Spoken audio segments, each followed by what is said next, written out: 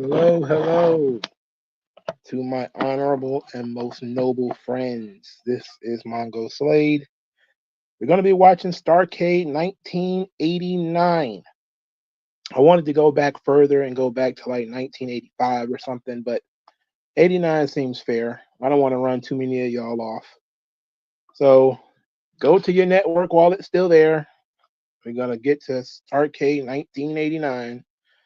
And we're going to start about 5 minutes after 8 as usual. I want to give some people some time to catch up and to get in, get comfortable.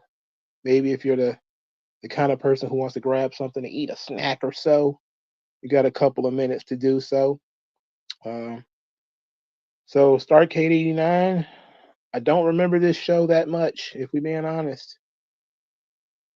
I've seen all the STARRCADEs clearly, but I don't remember much of it. I did kind of want to watch 1988 instead, but 89 is fine.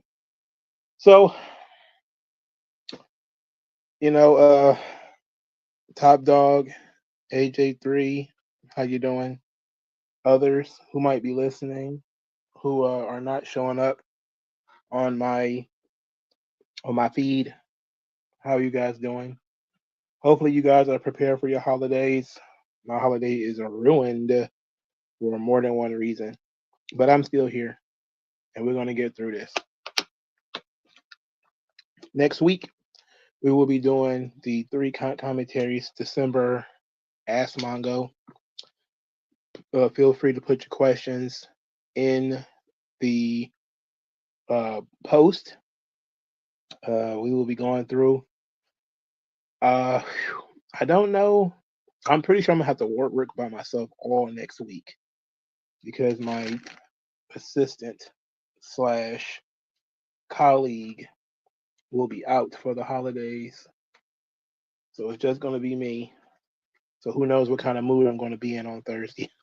That's why I think it's a perfect time to do the Q&A, because Q&A is always fun. One day, maybe this weekend, we're gonna talk about the original Planet of the Apes movies, because I sat down and watched all 6 of them, and well, all 5 of them. There was 5 in the original from 1969 to 1973.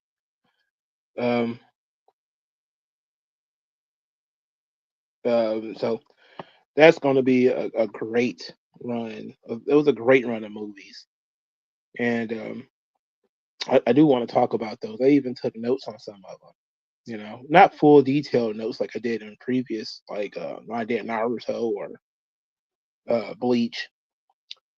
Hey, it's almost time for me to do another anime review as well. Um, so guys, prepare for something like that. Dragon Ball Daima is still going on, but there's got to be some kind of old anime I can watch. I'm pretty sure you guys come up with something. Well, something other than One Piece. But I watched 2 of the quote unquote big 3. Maybe I'll watch like a Gundam or something like that next.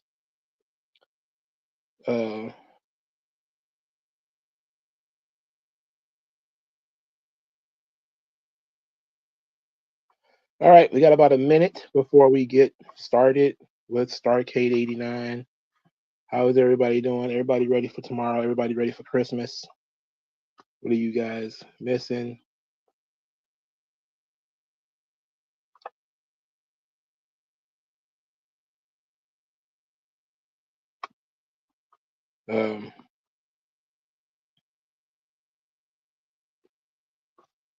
Top Dog wants to know what I think about the NBA ratings decline. I think a lot of it has to do with people getting rid of cable. I think it has a lot to do with the split, meaning that there's so many different ways to watch these games now. And I think some of it has to do with the style of play. I think there's a lot of different things working there, but I don't think people have given up on the NBA. So 10 seconds, and then we're going to get started. 5, 4, 3, 2, 1. All right. STARRCADE 89 on press and play. Low key says, did I see the Superman trailer? I did see the Superman trailer. I did watch it.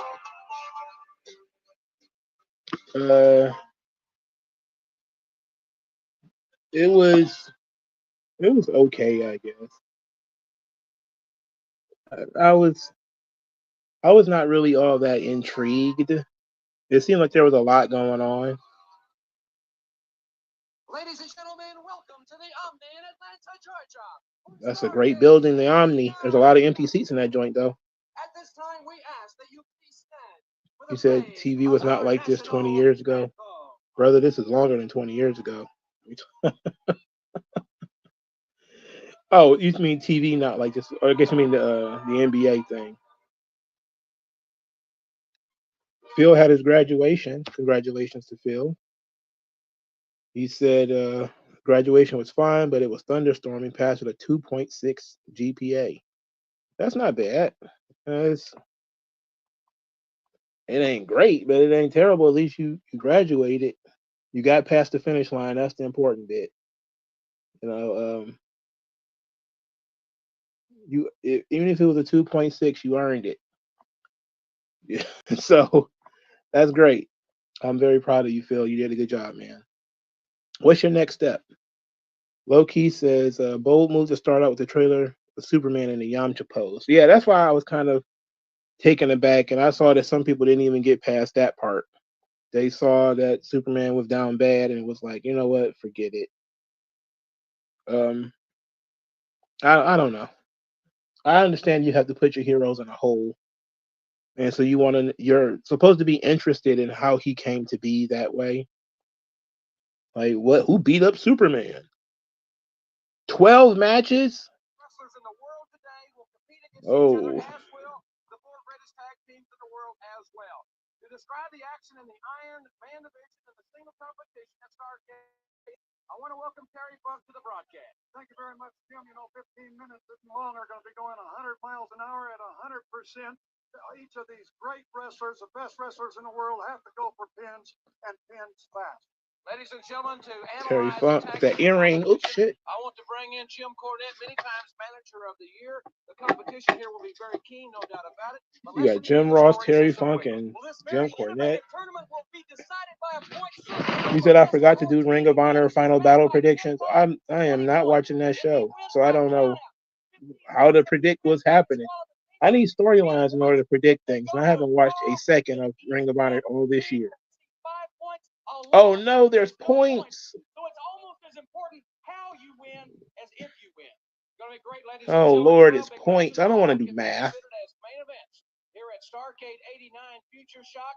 And now let's go down to Gary Capetta. It's amazing how they shit all over the STARRCADE brand. This is the 6th STARRCADE show, I think, and they've already dumped all over it.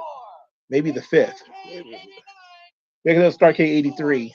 So yeah, this is the 6th STARRCADE, and they shit all over it already.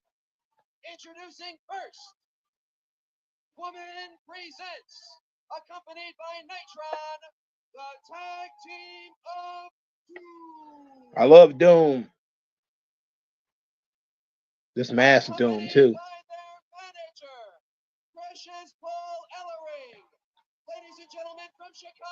Top Dog said, who is your favorite wrestler in the early 90s? Mongo, Warrior, Flair, Hogan, or Savage? Savage. But by the time I would start old enough to watch the product and pay attention, Savage was the man. He was the GOAT. Is there right now? So all the tag teams right now? Total combined weight, 595 pounds. Wrestling fans. The Islanders? Oh, the Wild Samoans.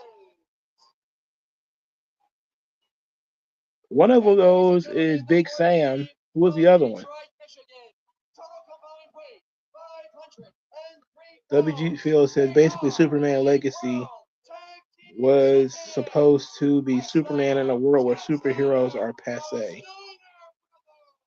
That doesn't sound good. I don't think I like that very much. What's the time? So you mean the timestamp?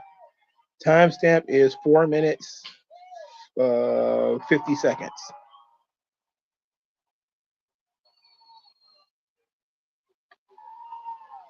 There's pyro for no reason. So that's Doom's music. Everybody gets this thing started. It sounds dubbed over.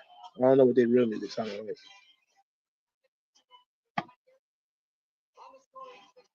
Also, it's an Iron Man and an Iron Man tag team. Makes sense.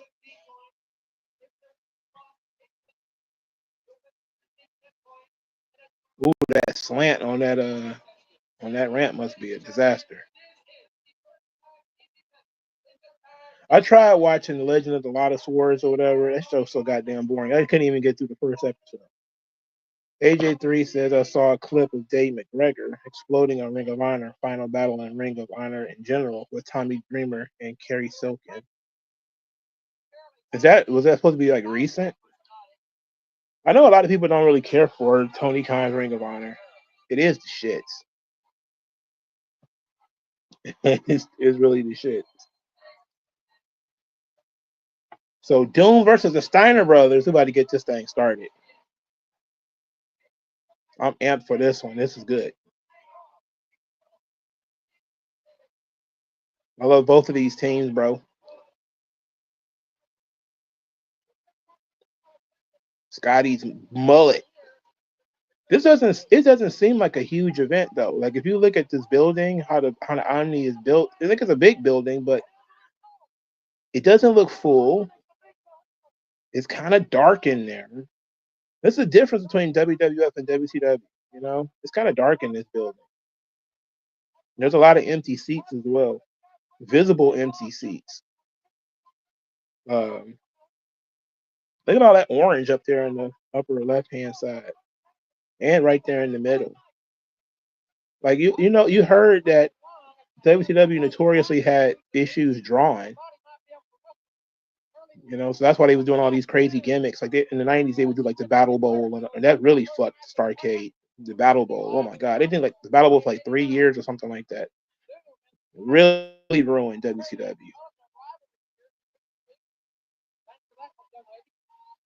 Hey Nancy, what's just now? Oh, it's a clip. You just saw it now. Oh wow. Maybe I'll check it out after I watch this thing.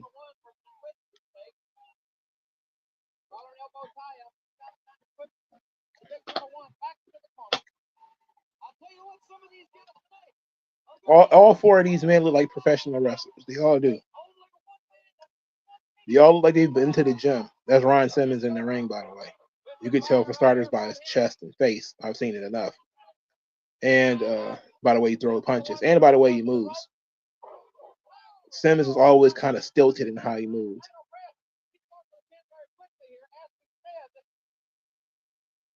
I wonder if anybody ever asked him about wrestling with a mask on and did he like it. I don't think he would like it. Did I talk about Yu Yu Hakusho? I did not do I've seen Yu Yu Hakusho 100 times, but I haven't done like a deep dive onto it, like talked about it like episode by episode, the character arcs and all that kind of stuff. I love Yu Yu Hakusho. I could burn through that. No problem. I want to get the manga though.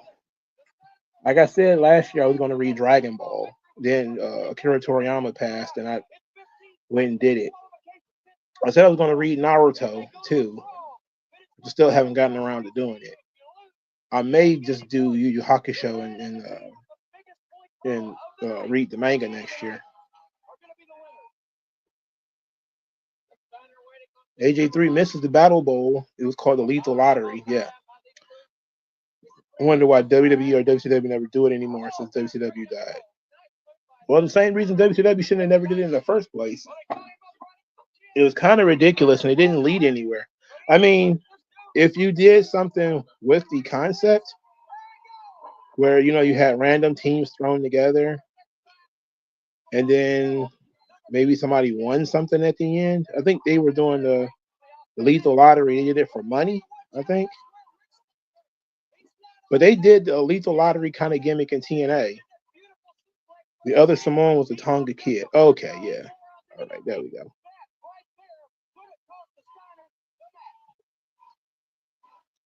The TNA did a version of the Battle Bowl, the Lethal Lottery / Lethal Lottery.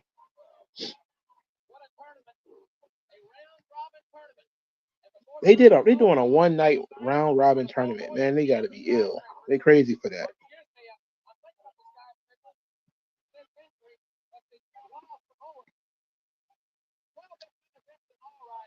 12 main events. Get out of here. Nobody believes that.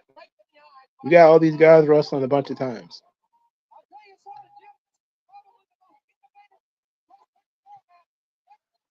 Yeah, it was innovative because nobody else would have thought of it. Whoa, what a power slam by Rick Steiner.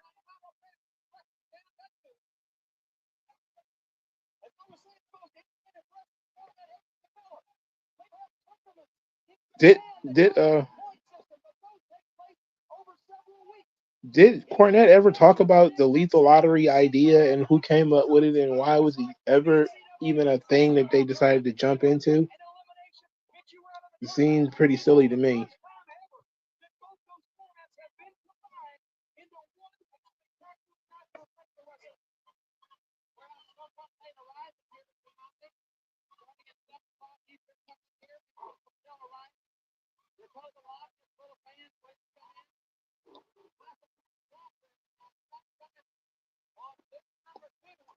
TNA version called Joker is wild. Ugh. Yeah, I was just watching the Marky D123 video earlier in which he was talking about that guy Bad Bones. He was in the middle of that. This very exact concept. He had the team with like Samoa Joe or something like that because they picked his name out of a hat because that's a very important way to pick tag team partners. It would be more interesting than just doing triple threat tournaments. But you got to give somebody something at the end to force these people to work together, you know?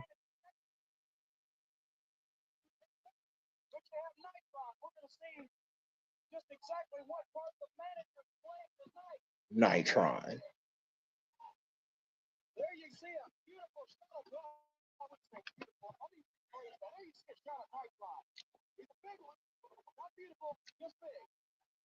Mullet Scott looks like a young Brock Lesnar. He's a big dude.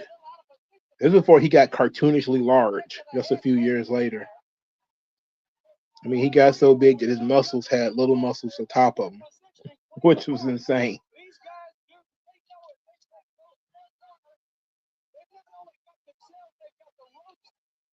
You notice that you don't see a lot of kids in the crowd, which is weird because I think a few years prior you would have saw a lot of kids because of Sting. Oh, he missed that. This is 1993. I believe. Was Bill Watts running the company yet? I think this is a Bill Watts run WCW. I think Jim Herd was earlier, like 92. Or do I have that reversed?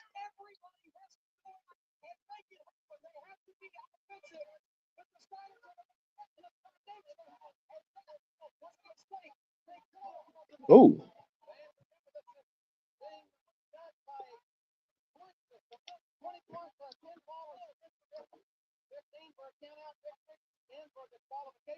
I wonder if they would ever sell like those. Like, I know those Doom masks are very, very plain. Like they're just black masks, but I want one.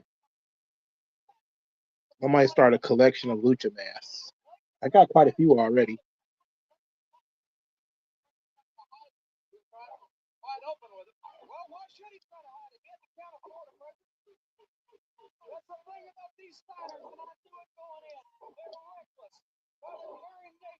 That cameraman is huge. Look how big that cameraman is right there. That cameraman is as big as that Nitron guy. Nitron looks as generic. He looks like a villain from the Teenage Mutant Ninja Turtles movie.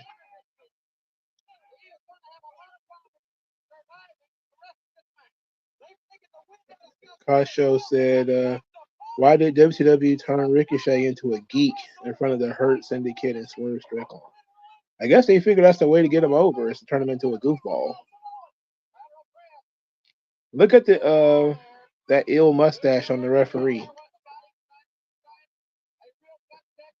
I don't pretend to understand why TNA does things, but He's already more interesting than he was last week. So they he said Watts took over in 92, which is the reason the Steiners left. Yeah, well, this is 93. No, it's 89. Oh shit, I'm way too late. Yeah, I'm way too early. I mean, so Jim Hurd's not even there yet. I keep forgetting what year I'm looking at because Hurd didn't come in until the 90s.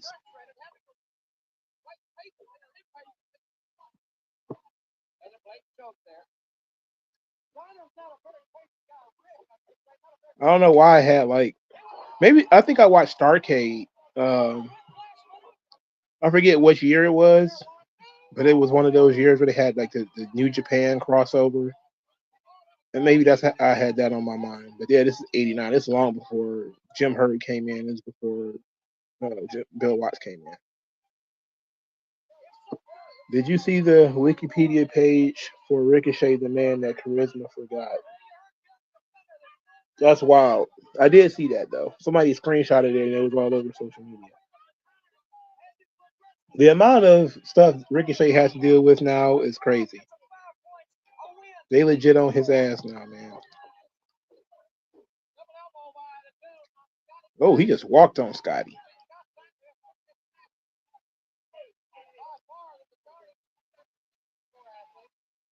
Oh, he threw him over the top rope.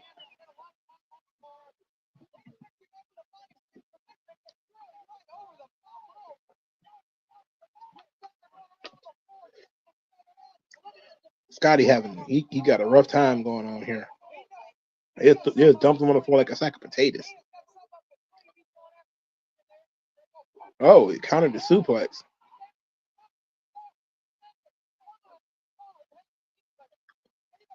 That was kind of exciting.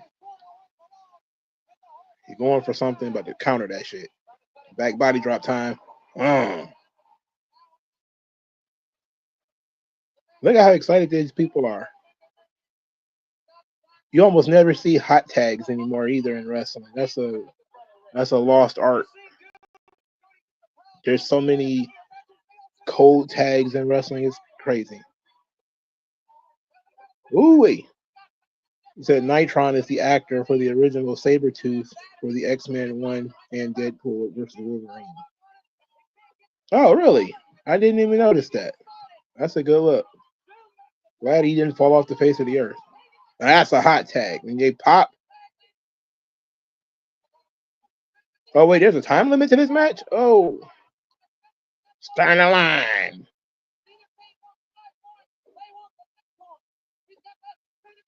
They want the big points. It's another power slam. That's like the 5th power slam in this match, boy. These guys getting it.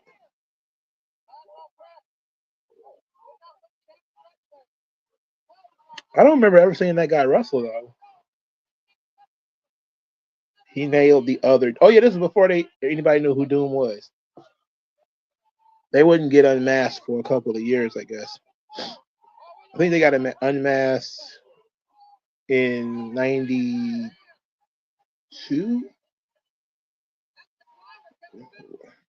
I might be wrong. I think they got, well, what year did they get unmasked? They went from having Woman to Teddy Long, and then they had Teddy Long for a while, and then they were unmasked. No, wait. They got Teddy Long after they got unmasked.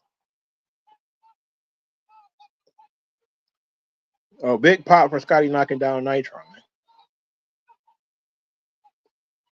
You got to get like a double count out or something here. Double.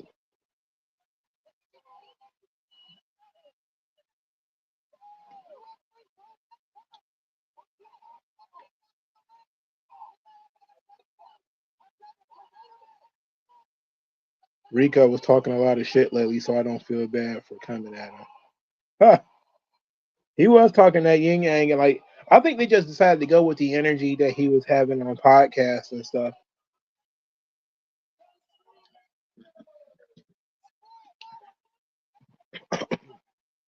I'm sorry, how did the Steiners win there outside the ring?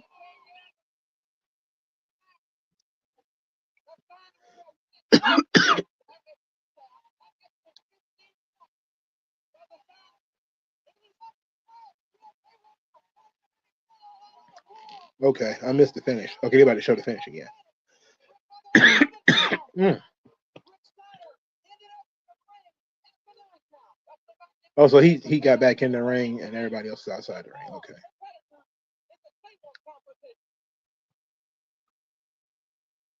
In slow motion, you could tell those punches aren't legit, but when they just throwing them at each other, it looks pretty good. We are ready to introduce the 4 singles competitors in tonight's singles competition. All right, let's get it. Ladies and gentlemen, first from the land of the rising sun, The Great Muta. he is the world television champion, the Great Muta. I think he lost a lot of matches in this thing, if I remember correctly, and I don't like it. I know Doom did. They lost pretty much every other match they were in. That sucked. The second participant is from Venice Beach, California. He weighs 255? That's no. This thing is not 255 pounds.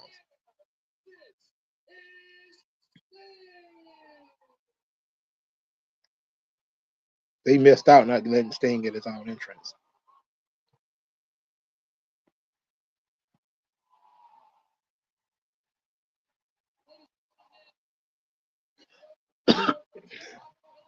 Lex Luger.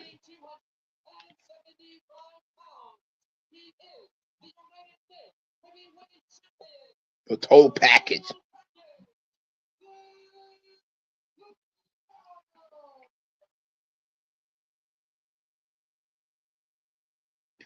Look how they got the curtain rising, like the unveiling.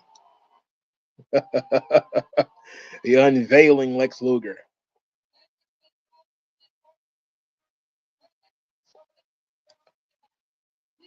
I like that. I like that coat. It's kind of dope.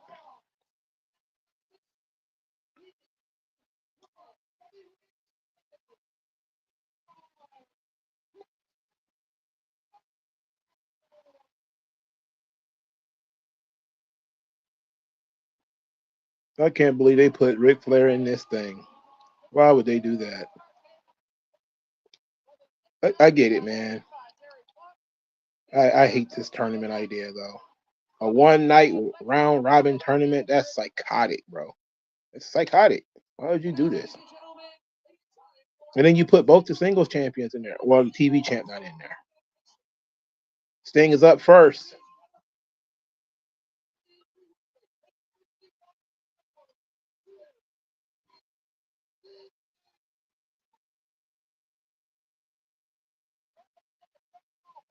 Luger main evented this goddamn show the year prior.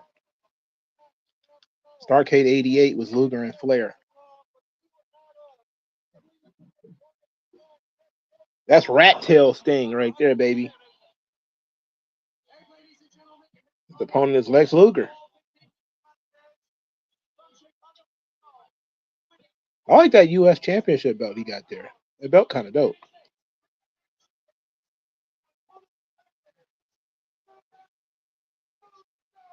You know how so many people pretend that Luger sucks? And then it's like, it took like a generation of people to go by for people to look at Lex and be like, Lex wasn't that bad. Like, yeah, he was never really that bad. I mean, maybe in the early 80s he was the shits. But by, 88, 89, he actually wasn't that bad. He just worked a different style from everybody else.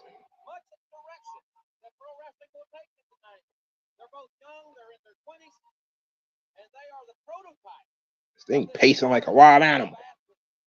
The Sting best attire during his early Surfer run. Oh, he's wearing the pink joints.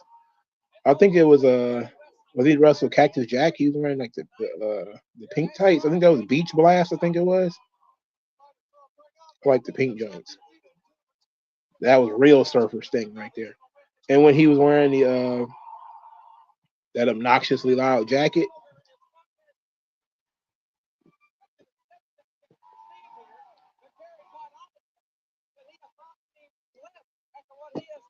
Luger hadn't even been in the business that long at this point. I think he's only been in the business like 4 years, 4 or 5 years. He's one of those guys they had pegged as a star from the beginning. That's partly why everybody hate Lex Luger. Part of the reason why people hate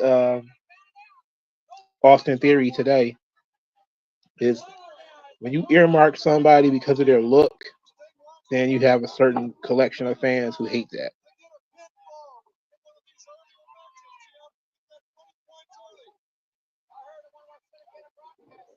That was a nice bump.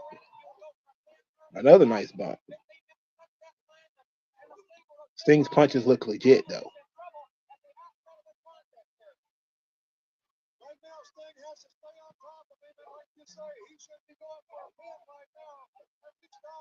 His kicks are, I don't know about them.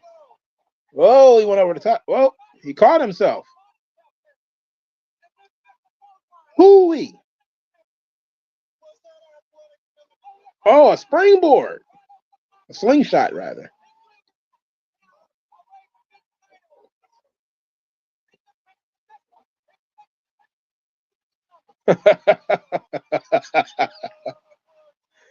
See, that's putting somebody over right there. He took like 3 or 4 clotheslines and sold it, went over the top outside the ring.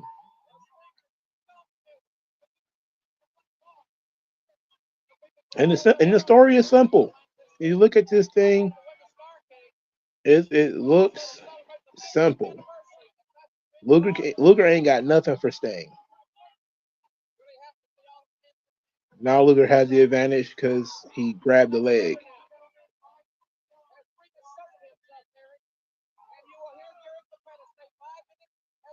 He said, why does Luger's dub theme sound like a royalty-free Heart Foundation theme?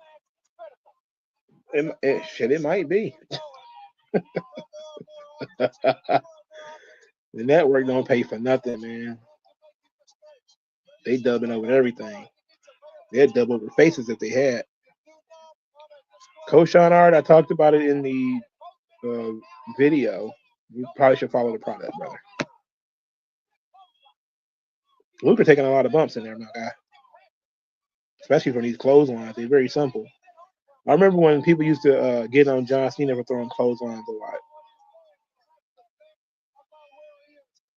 I love the clothesline. Well, the lariat. It's an explosive move. It allows your opponent to take a bump and sell. Whoa, cross body. Now Luger begging off. He had very little offense. We've over 5 minutes into this match, and Luger has had very little offense. This is called the shine. The shine is staying up here. They should be getting ready to cut him off soon. You're going to no-sell this. Ooh-wee.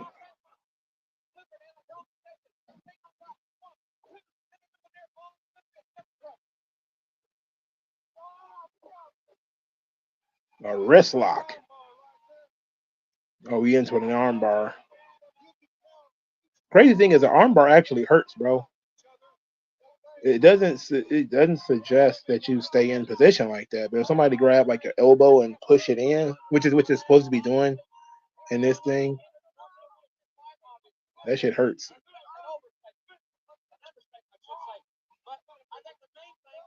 WG Phil says Sting's boots look like it could come off at any instant. Yeah, they are kind of floppy. AJ3 says, we're 12 matches. You think this would be 5 hours, but instead it's only 2 hours and a half. Yeah, because they put the time limit on there. And then most of these matches are not going to go the time limit. Yeah, 12 matches, that's a bit much. That's a lot, bro. 12 matches is a lot.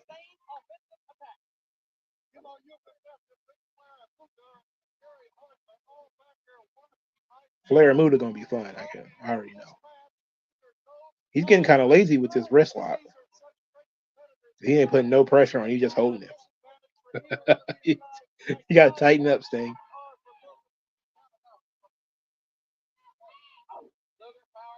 Right, Luger's finally getting some Trying to build some momentum.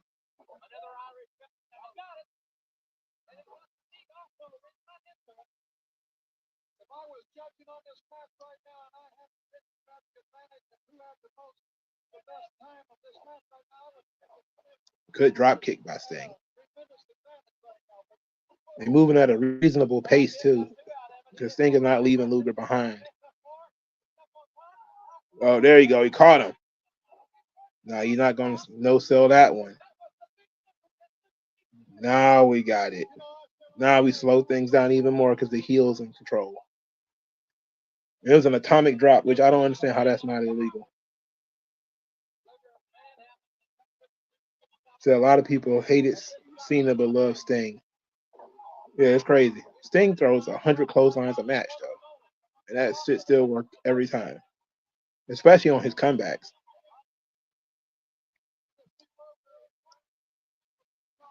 Did he just say there's 5 minutes remaining in the match? You can't have 10 minutes already. This match don't feel like it's been 10 minutes at all. That gut buster by Luger is a little sloppy.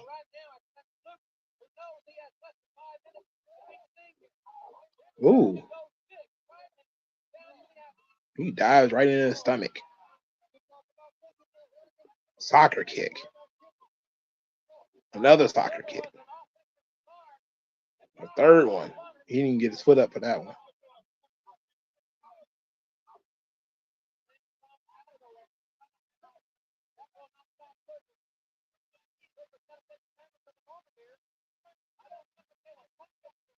Don't advocate his tactics. Right into the ring post. Not the ring post, the barricade.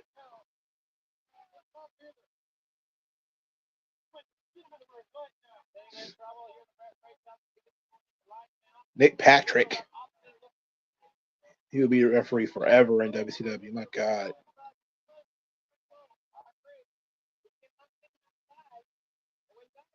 He took his time. He even went up the steps to get back in the ring.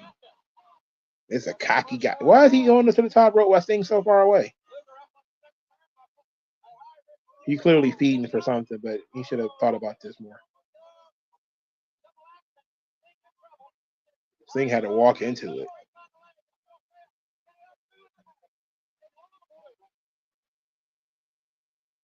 The neon green trunks for Luger.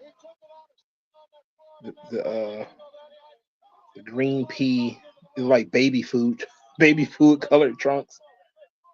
Good old rope burn. It's been a while since I've seen one of those too. You almost never see a rope burn anymore.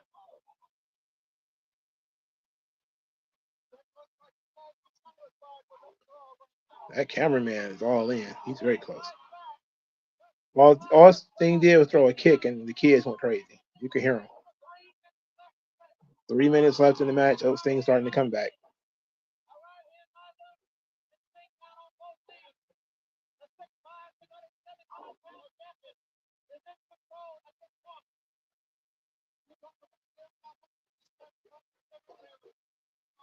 Ooh, nice power slam.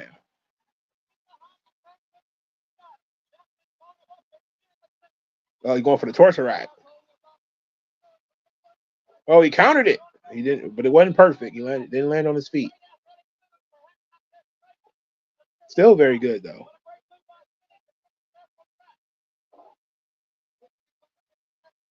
Oh, did he hurt his knee or something?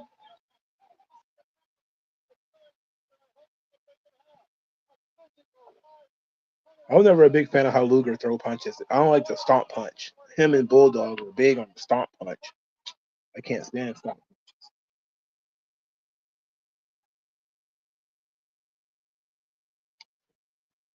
Uh-oh. Now Sting no selling. Uh-oh. Uh-oh. Uh-oh.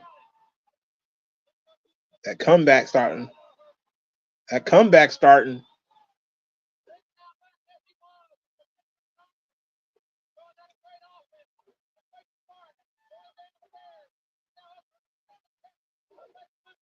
Yeah, why would you punch Luger in the chest, though? He comes with the Stinger Splash again.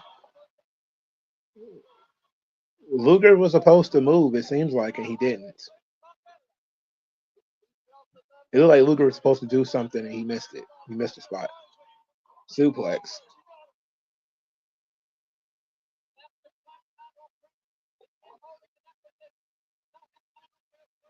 Okay, yeah, they were supposed to go outside the ring because you can see Luger went outside the ring right after Sting told him to go. When you know what to look for, you can see this kind of stuff.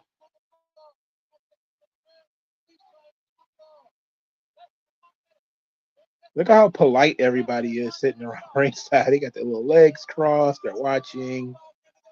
The Meemaws out there. That whole row right there ain't nothing but Meemaws.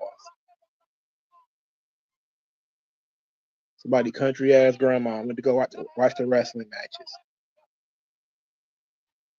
They used to be the main demographic, boy. Especially if you go back and watch like old Watts, Mid-South. What was that? What is this now? What is that? Everybody was all tied up together. Everybody was in a knot. But Luger pinned Sting.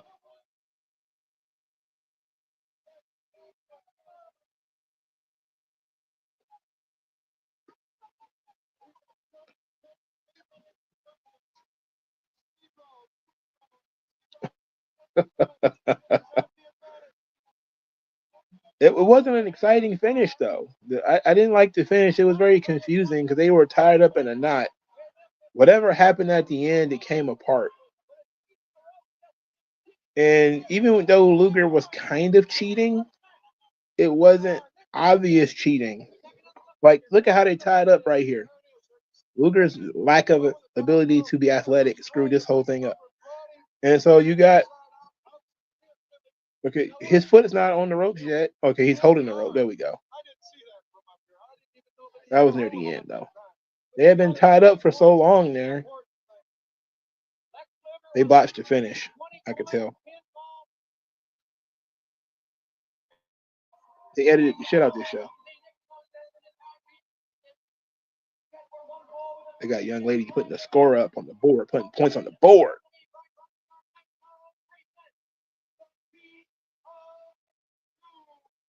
That's sick. Doom got to wrestle again. That's nuts.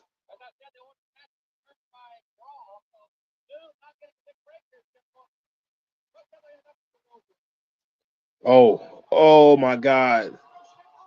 Let's get it.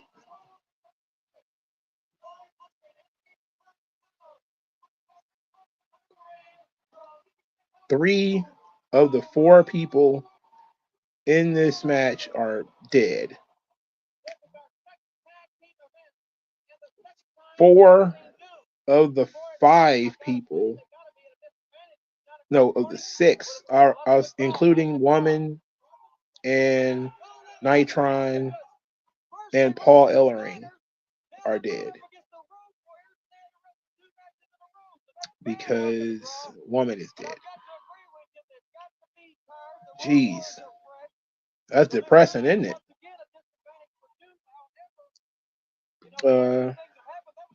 How would you think Vince would have booked a young Surfer, Sting, and Muda if he was able to hire them around 93 to 95? I don't think he would have taken good care of Muda, if we began honest. The gimmick was created before he got to the WWF. He's an ethnic guy, so he definitely would have been a heel. But he might have gone with Muda over Yokozuna in terms of being a foreign heel. Who knows? But Muda's also not very big. So, like, if you compare him to, like, Randy Savage, he'd have been about that size, maybe a little bit smaller. He'd have been way smaller than Hogan. Especially if you're talking about new generation era, he might have had some really good shit with Bret Hart done. Sting would have been right up Vince's alley. He definitely couldn't be Sting, but he would have been right up Vince's alley. I think people kind of overrate how Vince didn't push people, even though they didn't come from his company.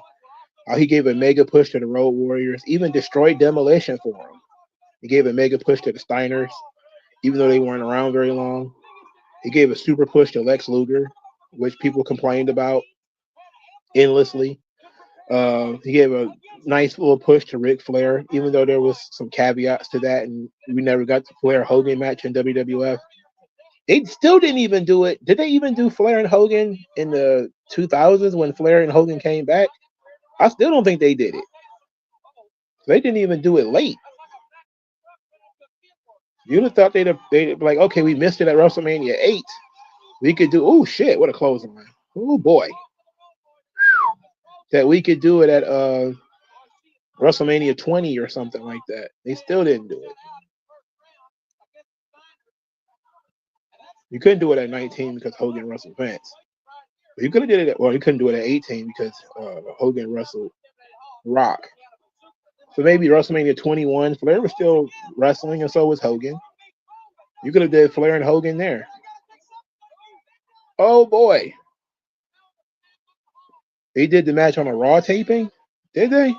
Wow.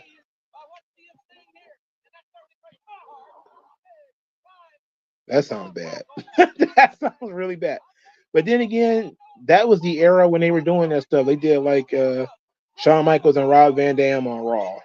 They did like Goldberg and Shawn Michaels on Raw. You know, it was weird shit like that. I think the first Triple H Ric Flair match was on Raw too. So maybe it wasn't too bad. But you would have thought they'd have put more energy into it.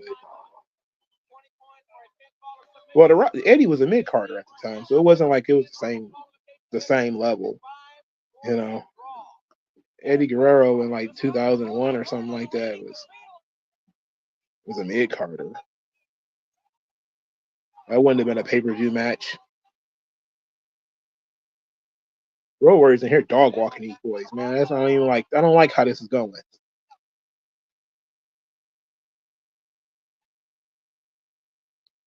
Oh, I like that though. That was good. Good selling by Hawk too. The Road Warriors were another bunch of guys that people used to shit on all the time, saying they can't work and all that. But there's no price for cool. These guys were fucking cool. All four of these guys are cool. Even Butch Reed. And people just don't know Butch Reed is cool.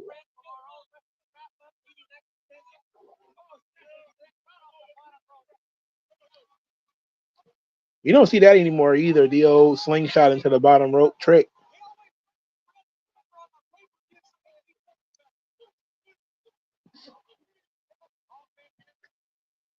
The crowd loves them some Road Warriors. You gave them the Road Warriors and Sting back to back.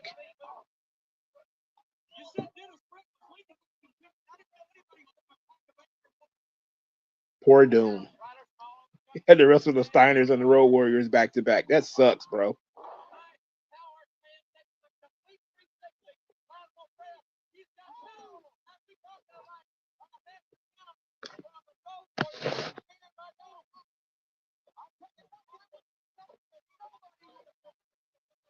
Are they cheating? They're cheating.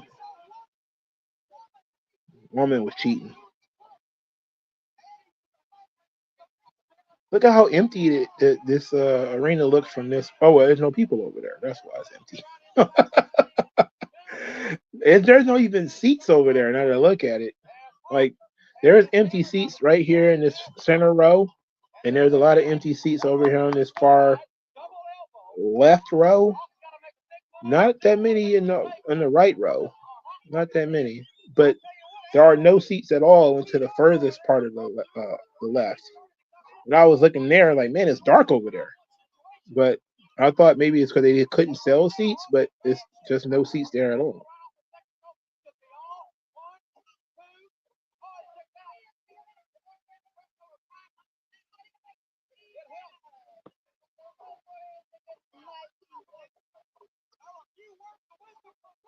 Oh, that was a hell of a lariat. WG feels that the Hawk and Animal had the haircuts during their day-to-day.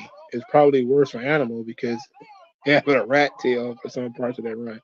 Well, they probably were on the road so much that it didn't like affect their life at all. Like it's not like they were going to I don't think they were going to the grocery store like this. They probably wore hats or something.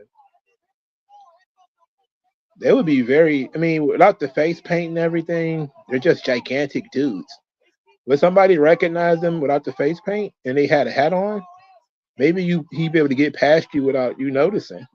But I guarantee you, if I saw Hawk's haircut in a grocery store, like you see that shit in Kmart or something like that, you know what you're looking at.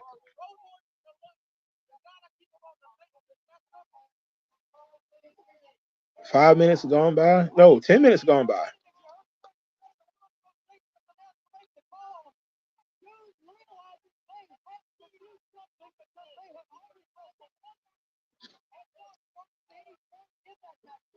But they probably were on the road so much it didn't matter. What what kind of hairstyles and shit they had.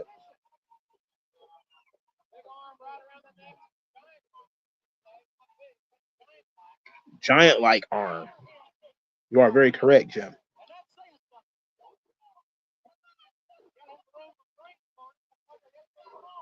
Oh. They're actually doing a decent job of slowing Hawk down. He's not no-selling people yet, even though I know it's coming. Oh, nice counter. Counter into the hot tag. Not quite, the best hot tag in the world, but okay. Flying shoulder block. 4 minutes remaining in the match. So many power slams on this show. Next time I watch this show, I'm gonna have a shot game where you gotta take a sip every time you see a power slam. WG Phil says Muta and Hogan are the same height because they had a New Japan match when Hogan was leaving the WWE.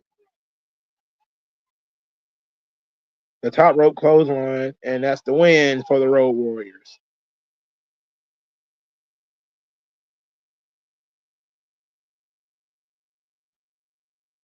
The Road Warriors.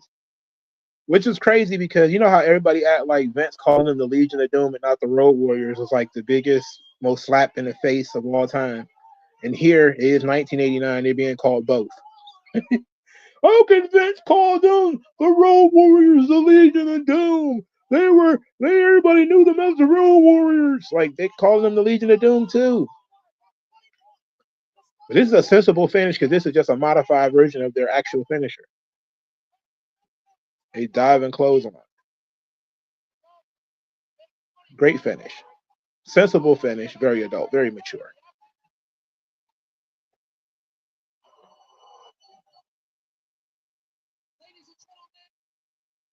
Become Muda.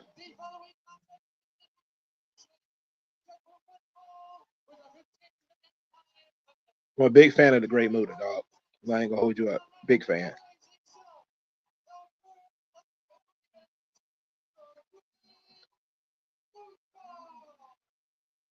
The Pearl of the Orient.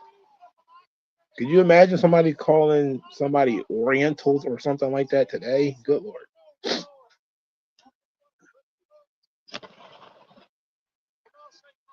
Flair and Muda, they about to cook.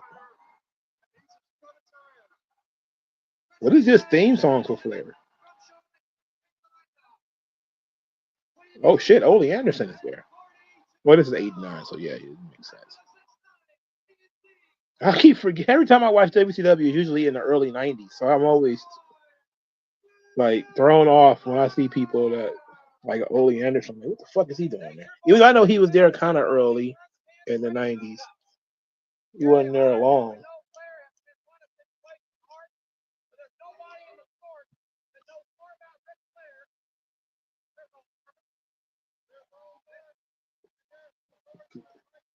Ew. Get rid. Get lost.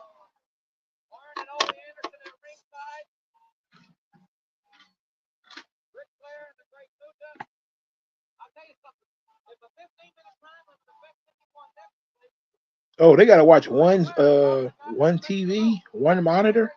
Oh, that's cheap. Oh, y'all cheap in WCW. You guys, Terry Funk and Ric Flair sharing a monitor. You cheap. Cheap bastards.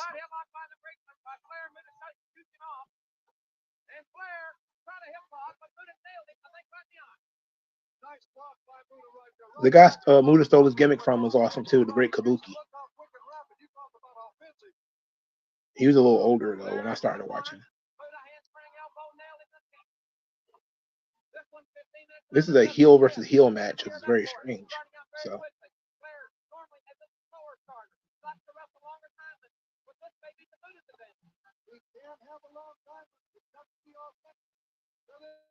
Woo!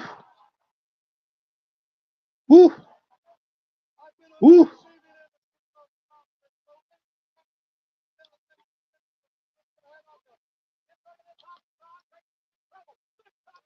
Flair beating his ass, chopping him to death. They're going for the leg already.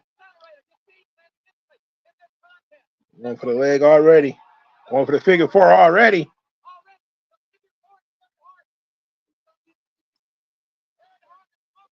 What is Gary Hart doing? He's distracting the ref. Buzz Sawyer and the Dragon Master? Well, I know who Buzz Sawyer is. Who the fuck is the Dragon Master?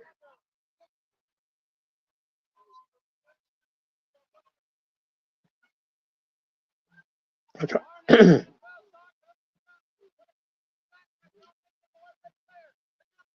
He went for that moonsault. And he missed that joint. Small package, that's it. That was short and sweet. They got the in there and got the hell on out. That match was about 5 minutes. That's it. And there was a lot of chaos outside the ring to, you know, add some element of fuckery to it.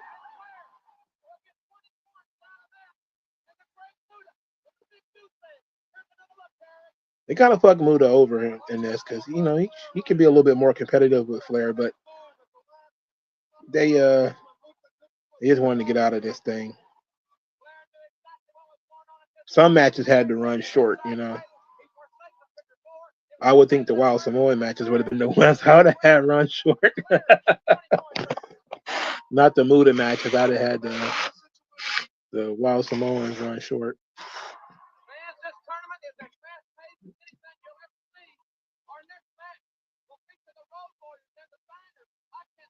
Oh, this is about to cook. Road Warriors and the Steiners? Hell yeah. WG Phil says, are you going to pick up the Ultimate Edition for Muda based on this attire? Probably the only few chances to get a figure of Muda. I'm not really a action figures guy. I haven't been to a trade show in a while either. I haven't been to one since I ended up almost stuck out there at in Dearborn. I gotta go look that place up and see if there's another one some way soon. Probably next year though. The Road Warriors versus the Steiners. Oh, they're friends. Look, they get high-fiving each other. Look at this. They're buddies. They're shaking hands. Oh man. This is about to be a good one. They're shaking hands. They're friends.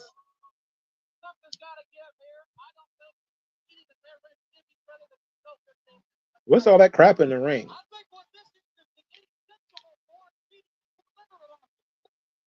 Insensible versus the illiterate.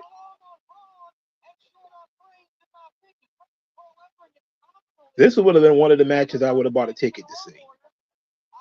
This and Muda and Sting. And Muda and Flair. And you just got gypped out of Muda and Flair because it was short.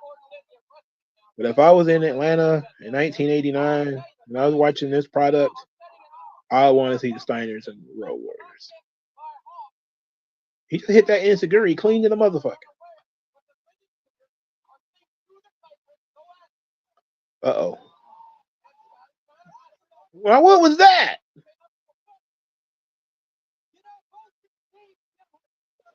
What was that? Oh, shit.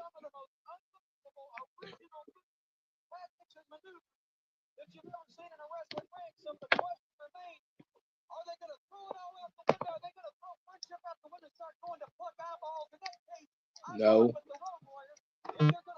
Yeah, if you're gonna cheat, I go for the Road Warriors for sure. They're probably better cheaters. They're probably better cheaters if that's what you're trying to say.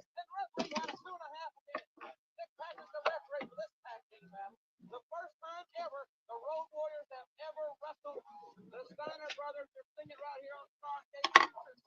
Ooh, elbow right to the face.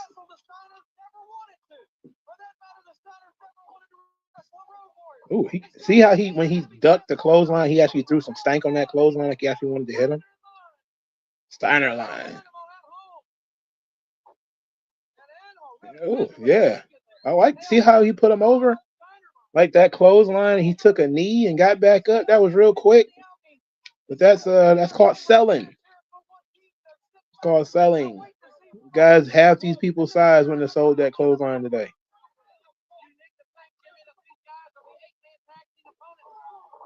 Oh. Flying tackle. They didn't put like a work rate team in this tournament. Like Doom, the Steiners, the Road Warriors, those are muscle teams. Those are power teams. They needed some workers in this joint.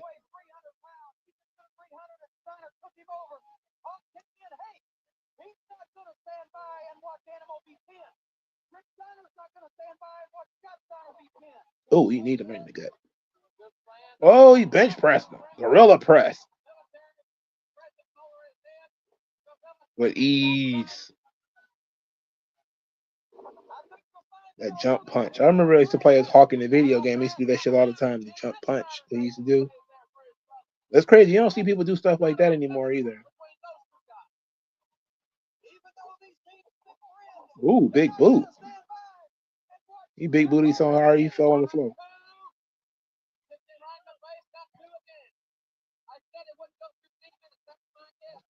Yeah, I don't think it's gonna go 15 minutes either, Jack.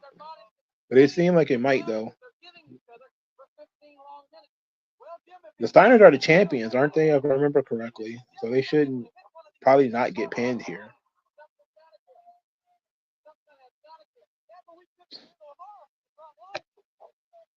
Ooh, cool. Over the top rope. Did I say over the top rope? I meant belly to belly suplex. What am I thinking? My brain is somewhere else today. I'm all the way off. People are gonna listen to this and be like, "You don't know shit. You're a dummy, dumb dummy. You think Bill Watts was running this place?" No. My brain is somewhere else for some reason.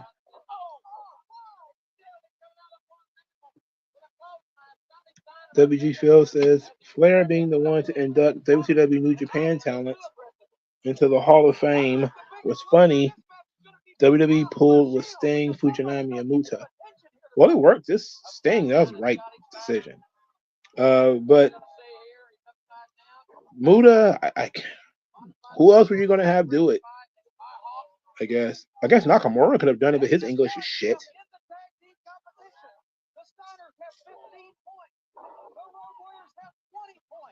I guess because they wrestled in his era of WCW. That seems to be well, not Fujinami. Fujinami was before his era of WCW. Fujinami was like one of the first students of Inoki.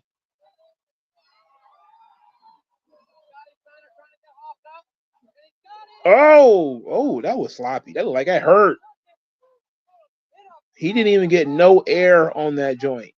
If he wasn't built like Hawk, that might actually hurt him. A body to body over the top rope. A simple bear hug. But cinched in. Maximum damage. Cinched in. Maximum damage. Yeah, what corner is Scotty Rick supposed to be in?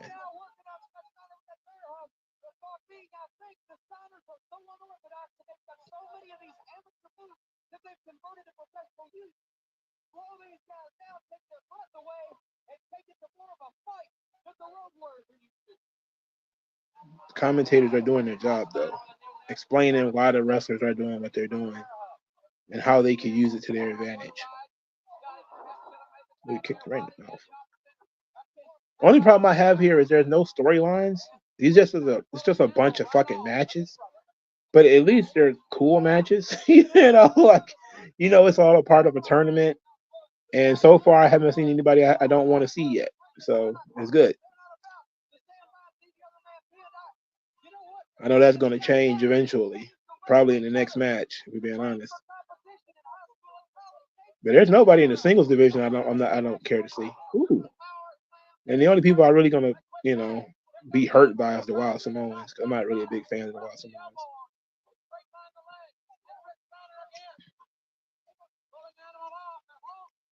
Oh, they fighting. Yeah, that respect is starting to go out the window. Hawk beating that ass over there in that corner. They're about to go for the Doomsday device. A modified Doomsday device. 1, 2. What? What? Whoa.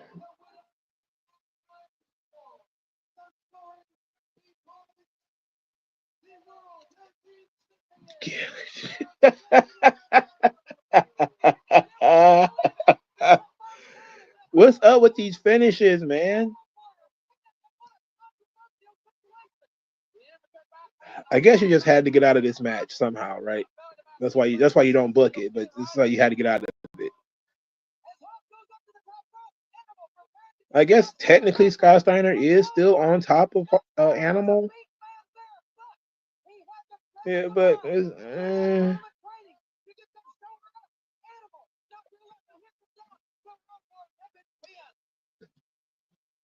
okay, whatever. It was fun. It was fun.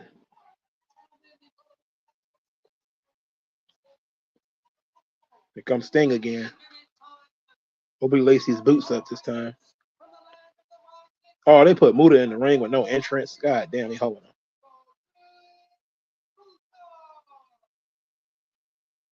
Muda and Sting.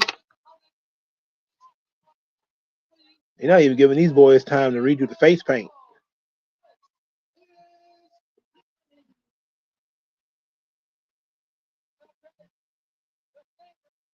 I love these two guys working together, man.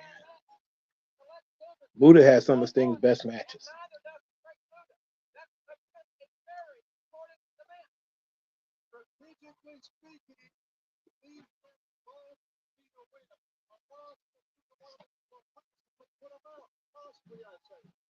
Yeah, possibly. Or we could have a four-man tie tonight with each individual with 20 points. That's not possible because we've already had matches and people have already lost.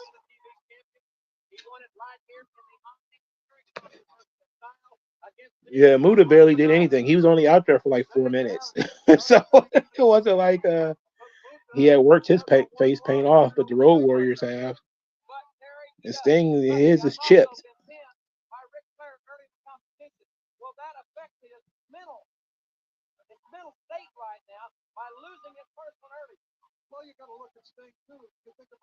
Yeah, you're right. Muda is kind of big. He's not that much smaller than Sting.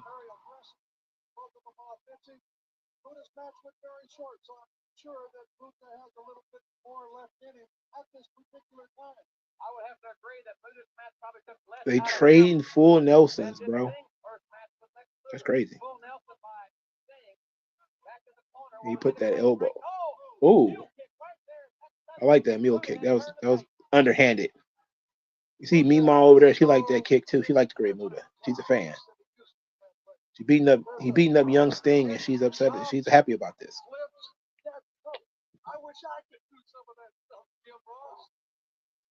Basically working slow, baby. Got headlocks. Full Nelson. And at this point in time, and as the time limit progresses, Terry, I think we'll see both these guys taking more chances than normal. As the time goes down, they have to. What good would a draw do either one of these men? It would do them no good, actually, because it's stupid points. I can't imagine a world where I would book a wrestling show that involves points. Oh, great bump. The Pearl of the Orient. Usually Oriental means Chinese, but this guy's Japanese.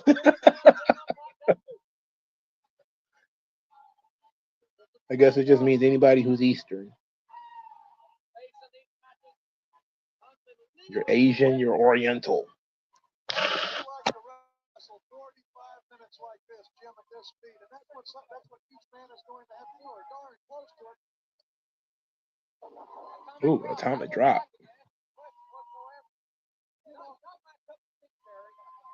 know, Jim, I like right where I am right now. You know, I kind of like this announcement.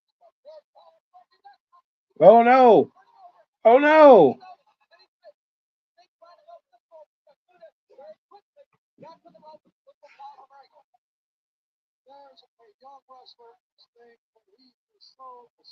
Ugh, Carrie Hart's just rubbing his stomach. He's massaging his belly. It's weird.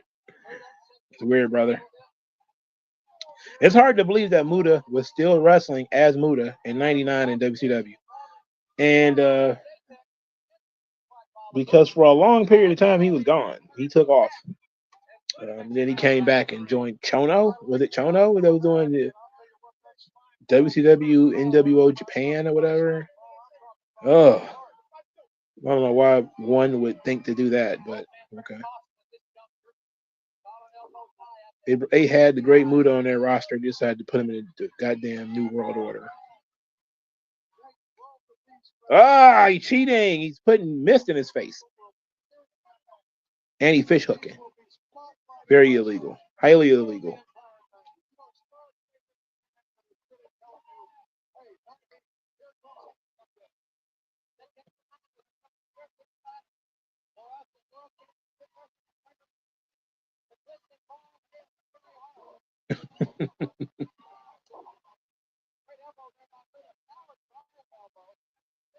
Power drive elbow. I like that. Cattle mutilation.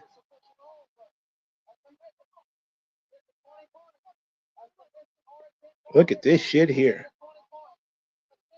People don't know what to make of this. This is what I mean by when I say, like, people like Will Ospreay don't know how to wrestle. This is what I mean. He just broke out a cattle mutilation in the middle of the fucking match for no reason. It's not the finish at all. But the purpose of it is to put Sting in a compromising position and make him struggle out of it. You know? Like, now Sting has to actually struggle to get out of this move. And he's out of it now. And he countered it, for God's sake, with a bunch of punches to the head. And the crowd woke up. Because Sting went from being in trouble to being out of trouble. But it didn't really bury anything. It didn't bury somebody's finisher, that's for sure. Well, it buried Danielson's finisher, but he was in like high school at the time, so it's okay. No, he wasn't in high school. He was probably in elementary school at the time.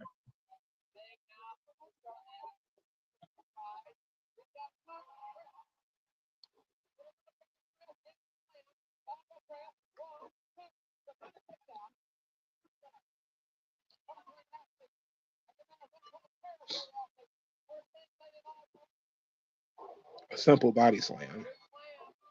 Jump elbow. Katie Hart is sweating a lot over there, and I don't know why. He's just sweating a lot.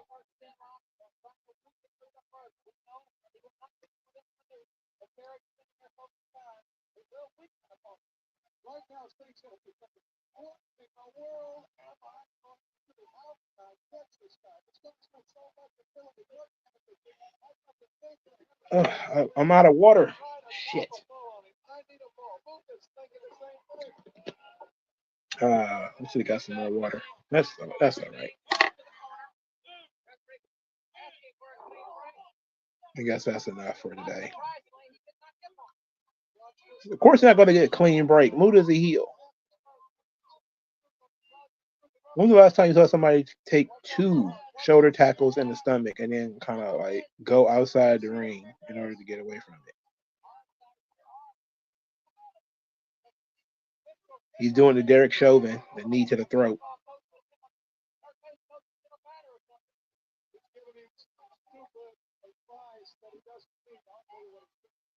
Why are you giving him stupid advice, Terry? Them chops, like they hurt.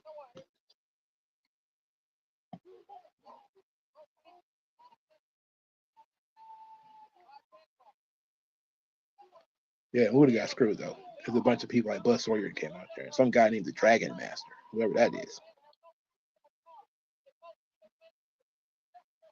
Here come the moonsault. Going for it again. About to get countered again, no doubt. Oh, he landed on his feet this time. Oh, a spin kick.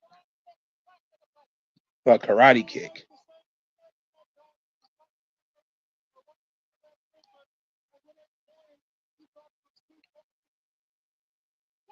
Ooh, what a drop kick. And he crotched him. And he crotched him. About to be a superplex.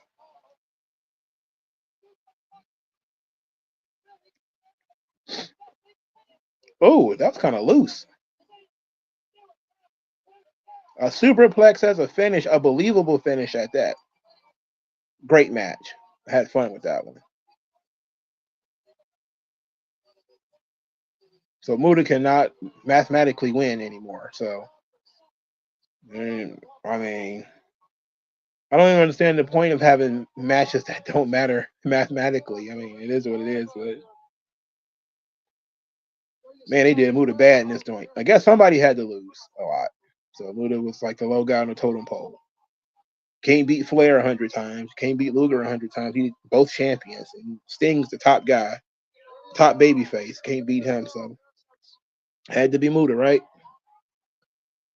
Damn.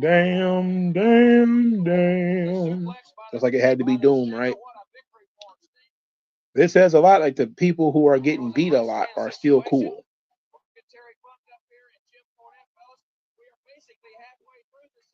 Yeah, they've cut through quite a few matches, and only an hour into the show, an hour and almost 15 minutes.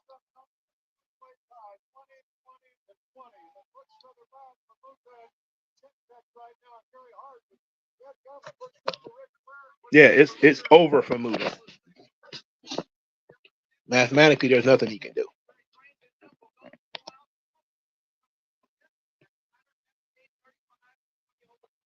Oh my goddamn knee hurts. Oh no. So Doom only got one match left. So even if they won that one match, they still can't win.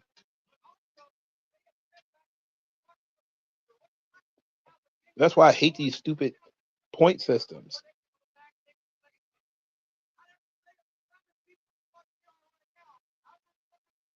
It's like they do these, especially like in this Continental Classic, they do all of these points and it's only end up being pinfall or submission anyway. It's not like there's like a mix of countouts and disqualifications and forfeits and shit. It's almost always pinfalls and submissions anyway.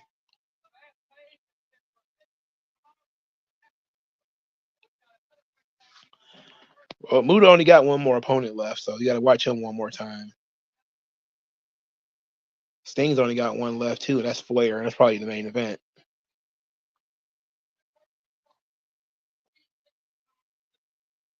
Here come the Wild Samoans.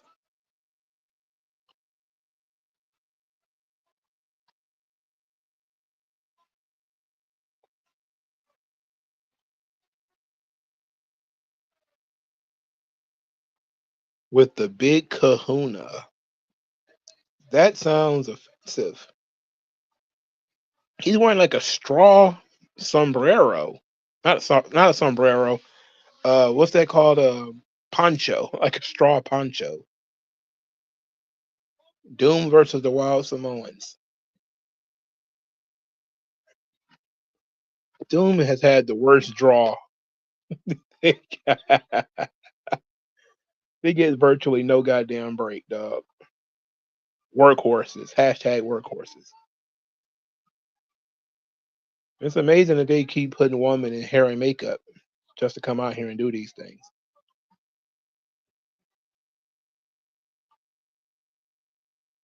You hear the wolf whistling?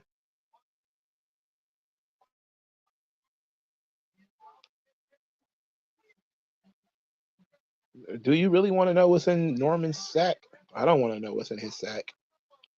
Keep his sack to himself.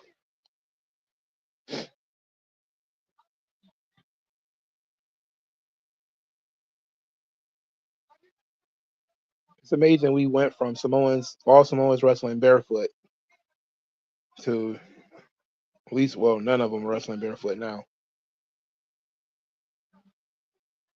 The Big Kahuna.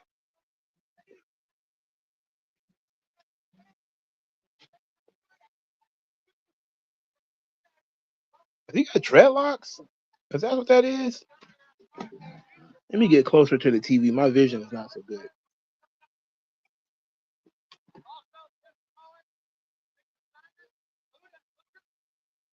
I think they both got dreadlocks.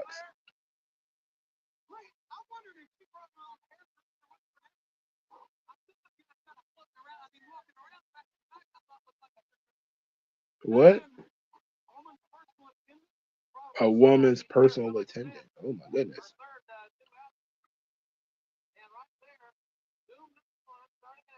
Doom #1.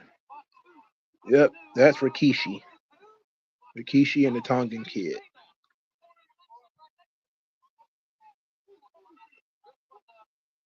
You can see his bullet wound scar. Yeah, he got dreadlocks.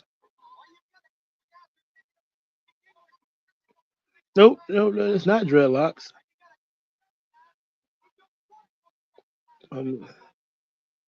Shit, it almost looks like a wig. My vision too bad, bro. Somebody gonna have to help me out. Somebody with sharper vision. Somebody with 20/20 vision. Gonna have to let me know whether these guys have dreadlocks or not.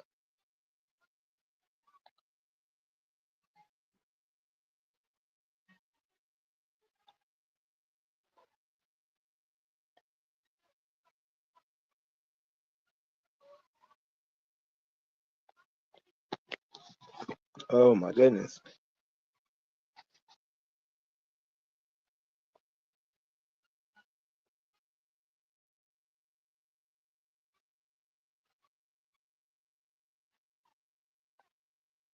Oh.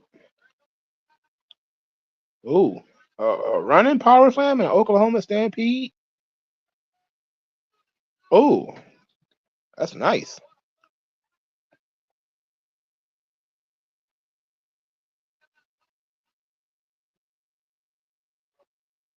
You see, yeah, it's dreadlocks. Oh my goodness.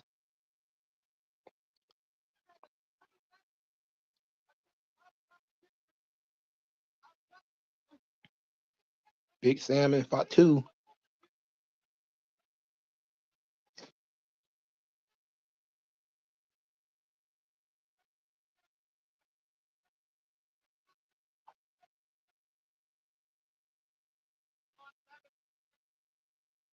Samoan Savage. Oh Lord. Another power slam. So many power slams. Yes, you can't headbutt Samoans. That's canon. That's law. You don't headbutt Samoans.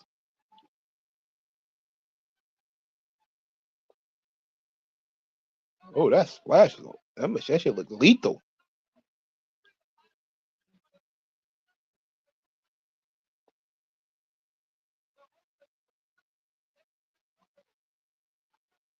Man, that was a very good body slam.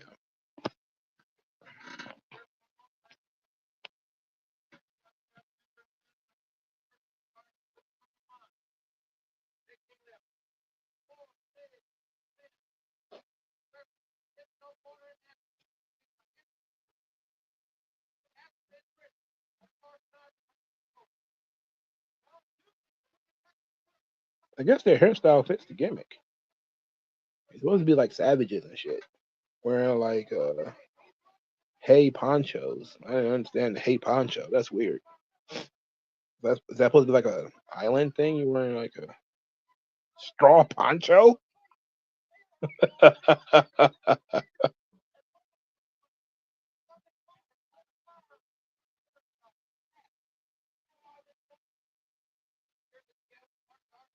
Oh, a neck breaker. Well, that was simple enough. You don't see that every day.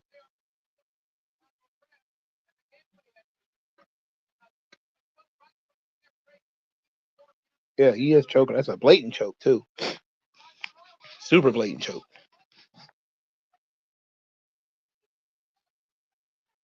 He chopping the shit out of his head. This match already longer than it should be at this point, bro. What was that? Oh, was it supposed to be a knee lift? It didn't seem like one to me.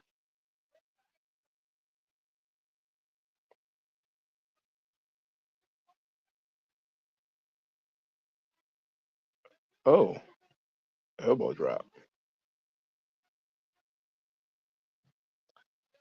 You know, today people would have been upset. He just used the word. He just used the word animalistic to describe a black man and a Samoan.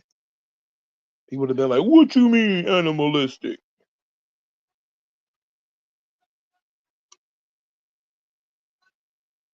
I know. Doom tired in the motherfucker, man. Get these guys some bottles of water. Get these guys some help. Get them some Gatorade out of one of those tiny cups. This is 1989, so I know you probably got Gatorade in tiny cups back there. They absolutely need them. These guys are in trouble. It's their third match tonight.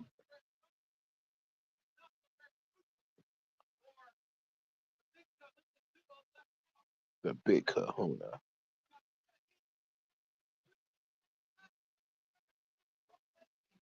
The Big Kahuna. I can't believe they. Oh, the Big Kahuna. That sucks. Timestamp is 1 hour, 22 minutes, 10 seconds.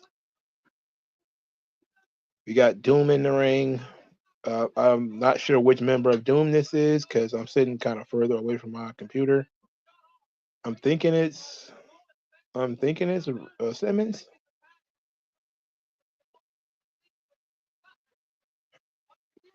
And he's in the ring with Samu. I'm sorry, the Samoan Savage, who is Samu from the Head Shrinkers. That Nitron guy hasn't done anything since the second match, I think. He's just been standing there behind woman. His purpose is unknown. Whoa, that was a sloppy body slam. His purpose is unknown.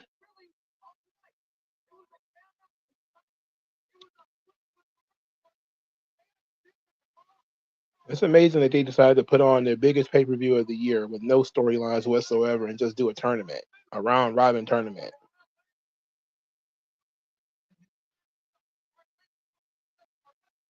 It don't matter. I don't even know what's talking about JR. Just forget it. Flying headbutt by Fatu. This match has been going on for a little too long, brother. I know Doom want to get to the back, get in the shower.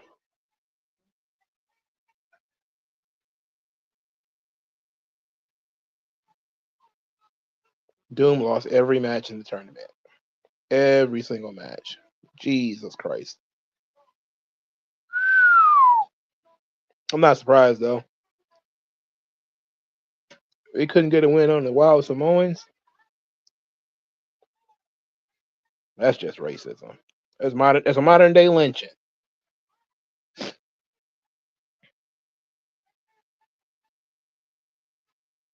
That was okay.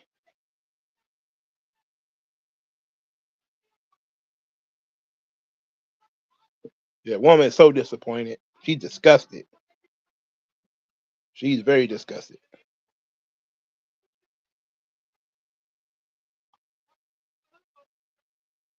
Please don't call that man the Big Kahuna. He beat him with a headbutt. That's offensive, though. It's offending to everybody. It's offending to me. What's next? Luger and Flair? Yeah, buddy. Doom got a big fat fucking goose egg for their troubles. But Flair and Luger ought to be fun. It said under Triple H they wouldn't be on the card. Oh. Ba-doom doom. The United States champion versus the World Heavyweight Champion. I do like that belt.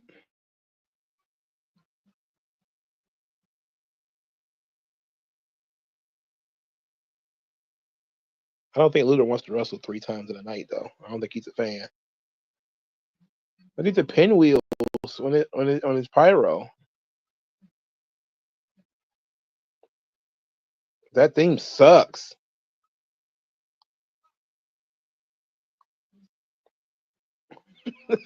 The dub theme is the shits.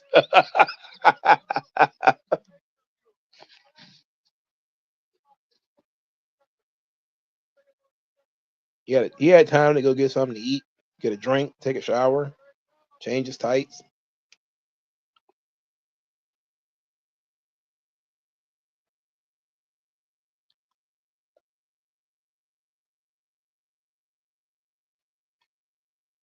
Flair didn't even bother to put his robe back on.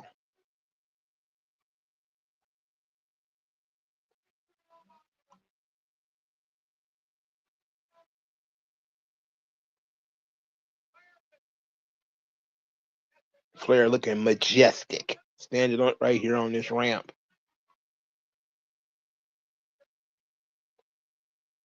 This is a rematch from STARRCADE 88 main event.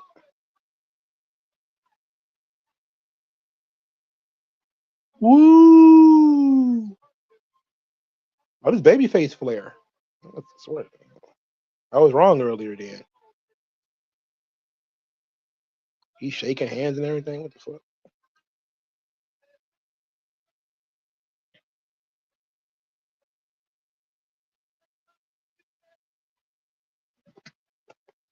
Flair and Luger ought to be fun.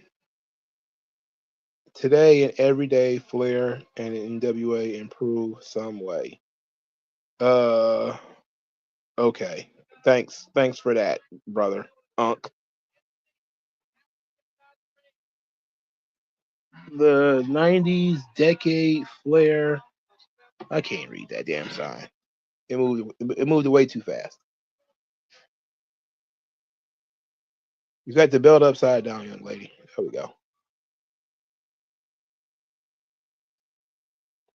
Big hair. It's the 80s.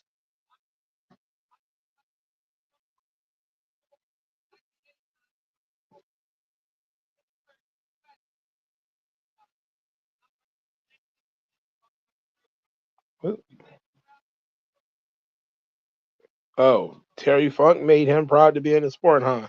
Huh. I'll be damned. Isn't that something? I wonder why that was.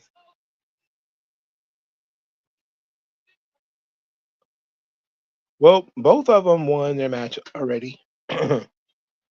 Both of them are 1-up. I'm fairly certain Flair should win this match because he's the world champion. Why would he lose?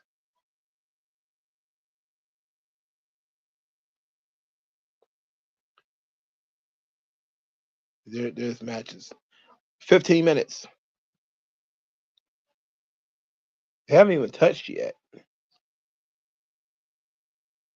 And then he went straight into a collar and elbow that Luger pushed Flair into the corner. He's preoccupied with the fans.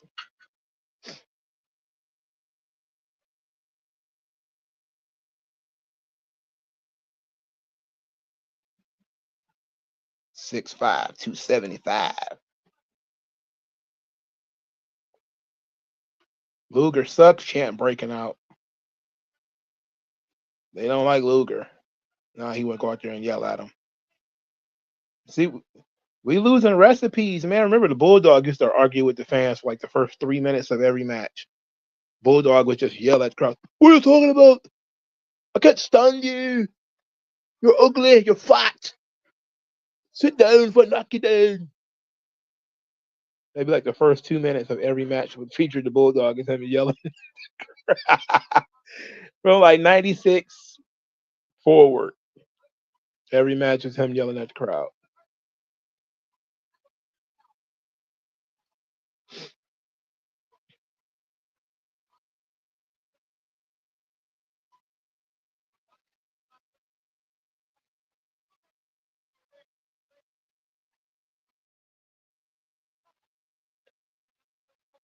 Simple stuff we got here. Got a simple headlock.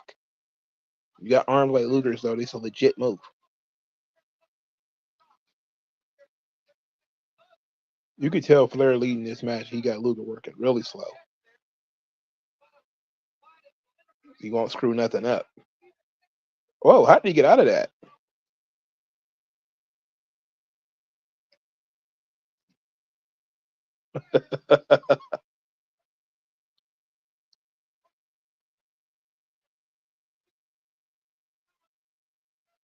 I think Mercedes is the only heel that actually cowers and goes like through the ropes and stuff now. You don't even see that kind of stuff no more. More recipes lost. That's the banana bread of being a heel.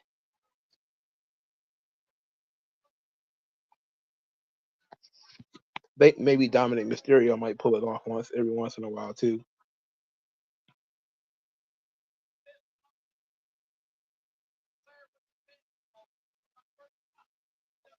Yeah, I think that chop coming.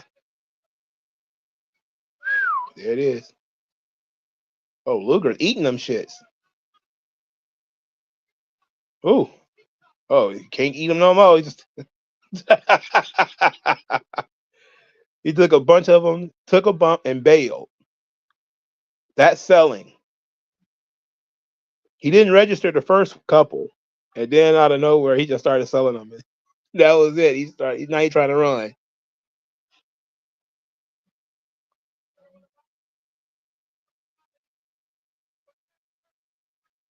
Back body drop.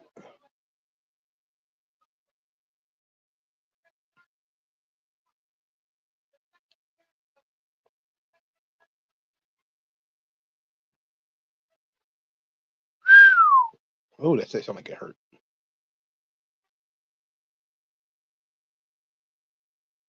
Yeah, those chops, man. Those shit's stiff.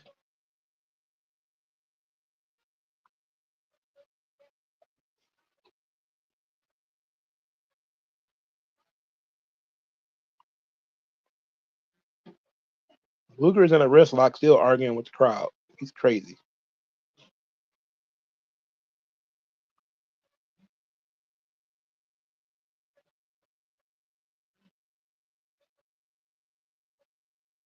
Hammerlock. Hammerlock knees to the back. I used to see that all the time too. You don't see that too much anymore either. You don't see a guy put another guy in a hammerlock ever anymore.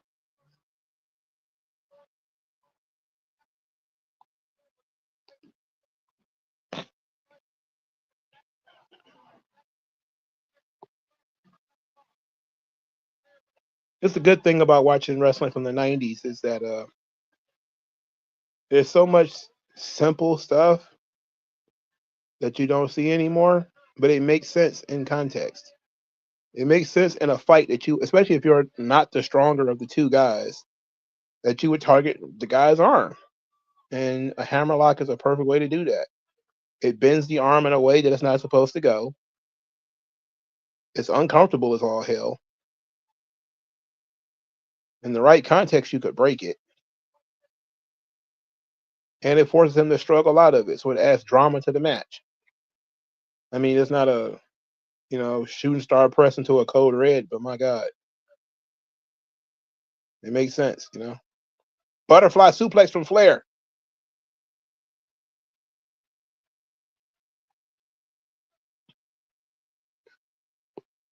Flair is starting to pick up the pace a little bit.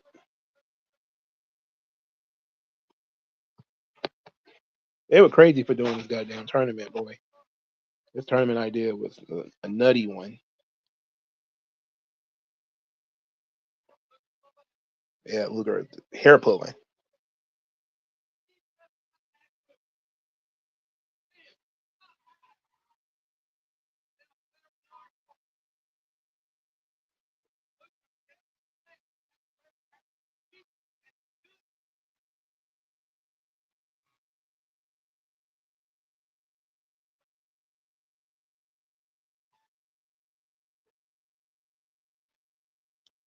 Oh, chop.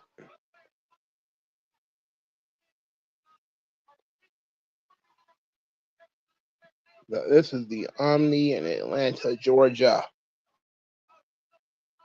Now we in a top wrist lock here. Same arm, because Flair knows what he's doing. It was the same arm he's already been working on. And these are not moves that's going to make Luger give up. The point of this is to weaken Luger. The point is to slow him down, to weaken him a little bit, to take away his advantage.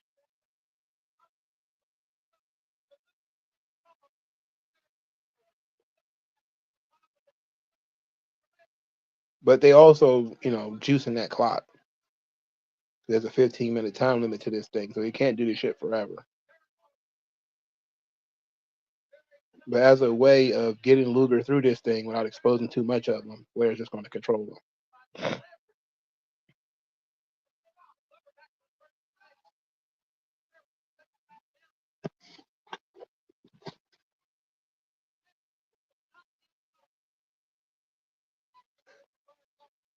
I really wish I knew who was booking this show at this point in time in 1989. Was it? It wasn't Flair, was it? Because Flair, I think, got into the booking committee in the early 90s. So who was this? I might put some thought into it.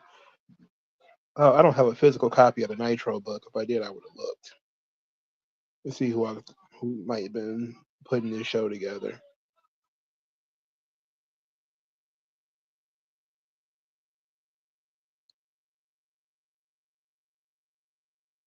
Was it Dusty?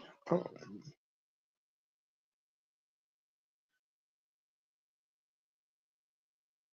I don't know. I don't think it would have been Dusty because Dusty's not on the show.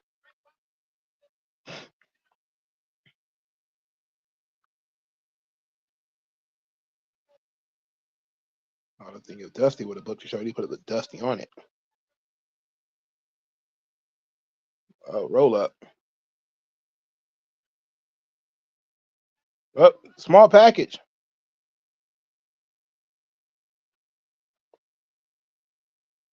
2. We're going for quick pins.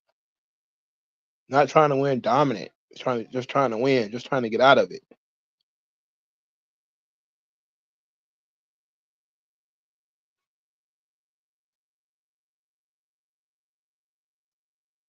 Terry Funk said, I picked Luger to win this tournament.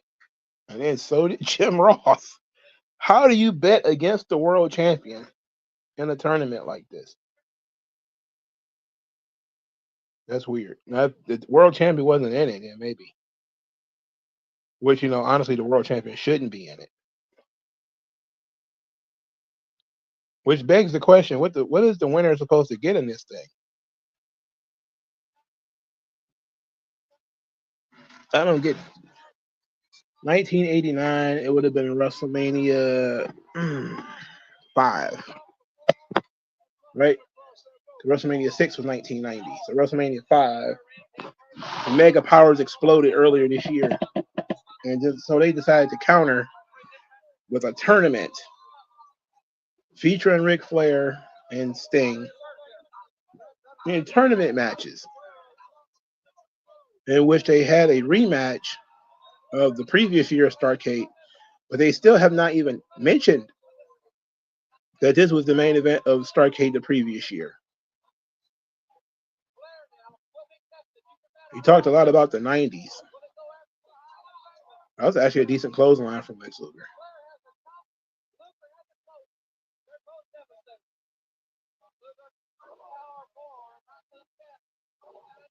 They're giving Luger some shit here.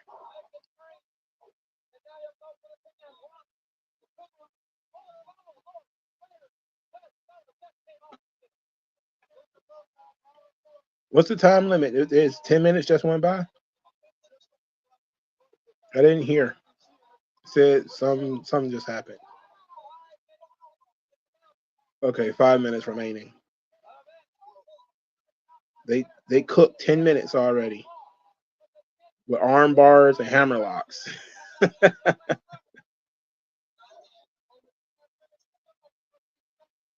And Luger's still blown up. You got one more match tonight.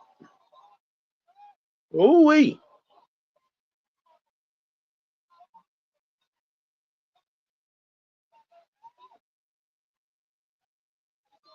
He will rule the 90s. That sounds like somebody told him to say that over and over again. Luger is the man in the 90s. Not the computerized man in the 90s. That was somebody else. Luger is going to be the man for the 90s. Had you fooled. That sound like the Office talking though.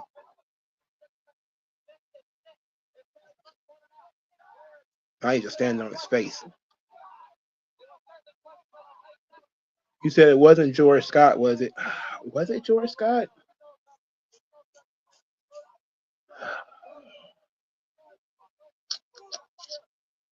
I think he was. I got a feeling he was there earlier than this. I don't know. That's a good question. Was it George Scott?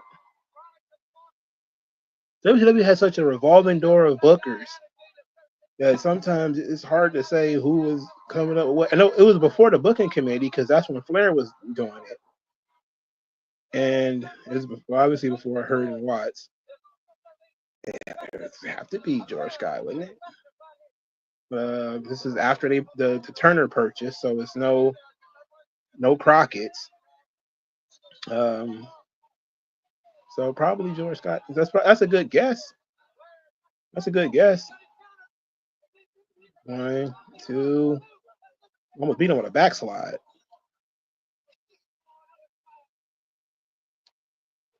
Later starting to get worked up. It's got to be hot in that building too, man. Even though it's December. Oh shit!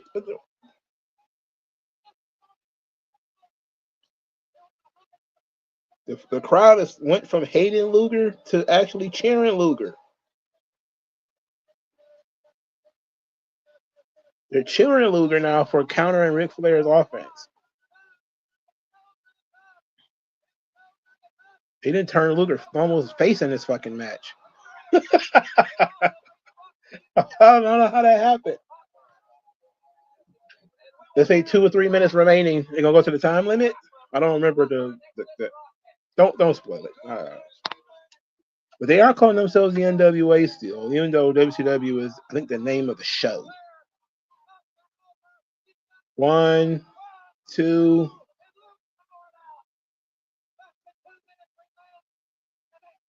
Yeah, they haven't fully converted to WCW. I think that was the next year when they fully converted to WCW in the 1990s. Even though technically it was WCW anyway. It became WCW technically as soon as Turner bought it.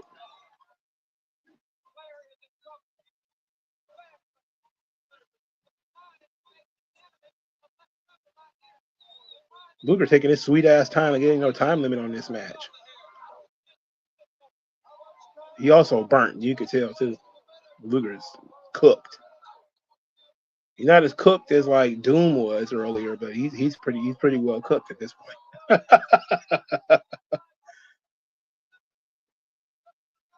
Flair's climbing the ropes again, and once more he's going to pay for it.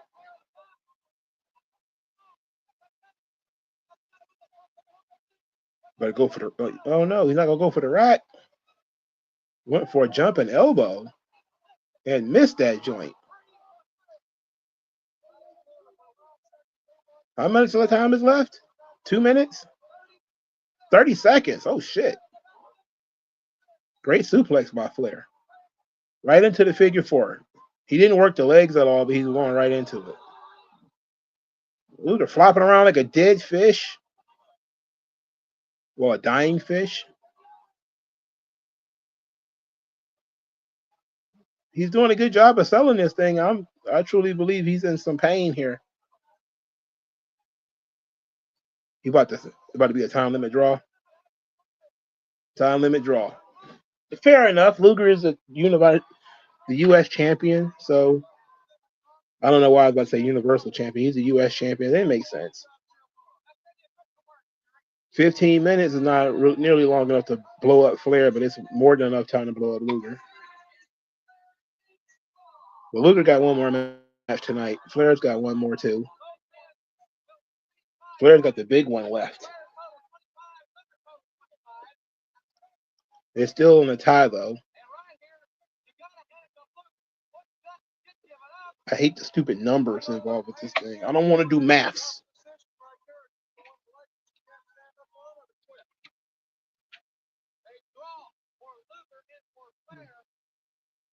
Whoever booked this thing just said, fuck it, you know. At this point, it's fuck it. So what next? The Wild Samoans have got to be next, right? Are they wrestling the Steiners or the Legion of Doom?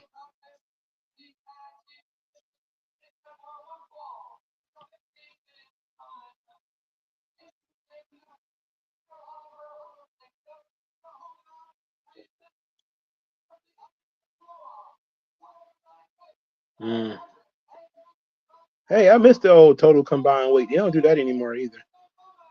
They barely even give you how much people weigh anymore. They don't do it at all for the women. Humperdinck old as shit at this point too, man. He's been around for a long time.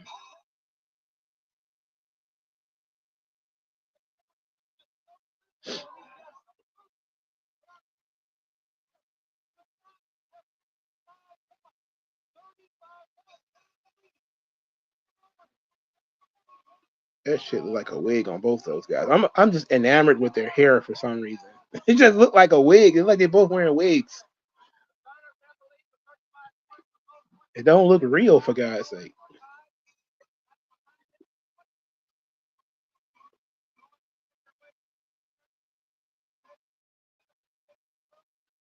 Are they wrestling the Steiners?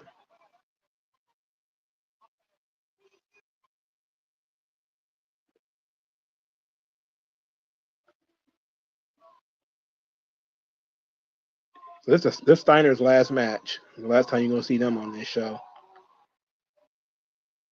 I wish they would have left the Steiners and the Road Warriors to be like the tag team main event, and could have put them on right before Sting and Flair. They already blew through that one. It was a good match though, so it was fun. I'm just cooked with the 3 straight Wild Samoan matches, you know, because they the last ones for everybody.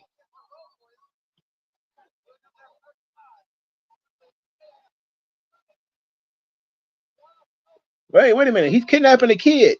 Who's going to stop Scott Steiner from kidnapping this youngster? He said, "Is it because you don't see scalp lines?" Yeah, that's part of it. That's part of the reason I don't see no parts in their hair, like where somebody would have locked it or twisted it or anything. I don't even see any twists in their hair. That's the thing that's kind of throwing me for a loop. That's why I think they're wearing wigs.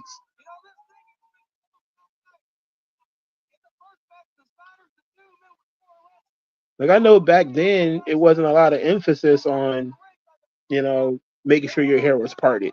They're supposed to be crazy Samoans, so it makes sense that their hair would just be like randomly twisted, you know, but it would look messier than this, and it would look more like Merce, his locks. So this looked like somebody they might have gone to somebody to do it for them, but it also like wearing a wig. So it's hard to tell. I'm just enamored with it. I can't take my eyes off of it. Like it's so weird. Not even the fact that they got long hair is like so what? But usually their hair is curly and you know almost like Jerry curl and stuff.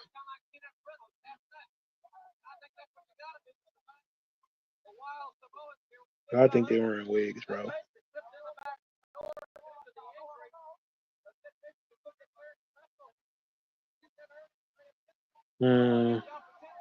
Get Oliver Humperdinck out of the ring. You say he like peanut brittle. He's half nuts. I love me some good peanut brittle. You know what? I think I might go to the best peanut brittle I've had in this state is at Randazzo's in Roseville.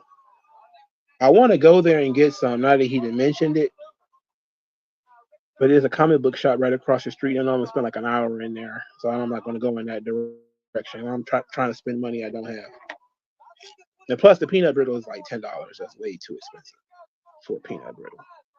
Not when you can just get like a big sack of peanuts for not even half that from that same place. I was thinking about maybe making my own peanut brittle one day, but it seems very involved, and I don't know. I'm not really much of a baker and all that. I'm gonna look at the recipe again and see if maybe one day I'll try it. But I do love peanut brittle and like I like peanuts. Period. Like I always buy 2 canisters of peanuts. I buy one for home and one for work every weekend. I go through peanuts a lot. And pecans, but whole pecans, not whole pecans, half pecans are very expensive. They're like $6 a bag, even at Aldi's, which is nonsense, you know. So if you buy anything that I buy for home, I usually buy one for work too. So like that's $12 just in pecans. That's nuts, you know. No pun intended.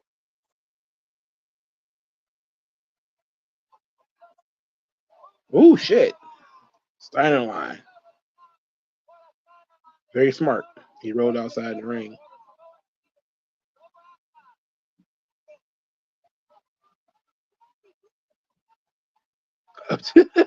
He trying to put his braid in his hair? Right out of his scalp, huh? I don't know about that. And the crowd is cheering this mockery.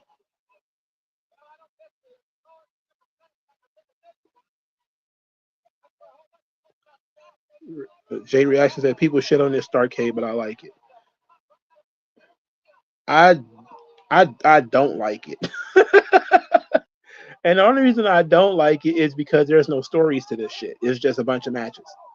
And I'm not a big fan of match after match. Those are not dreadlocks.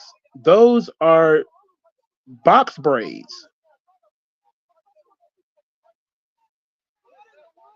So that's almost definitely weed. Yeah, that's almost definitely weed. Yeah, those are box braids. Yeah. Okay, I figured it out. No wonder it was looking weird and it was throwing me off. They got the Milli Vanilli joints. You can see their real hair underneath it. It's like, okay, good. I figured it out, so I could get that out of my brain now.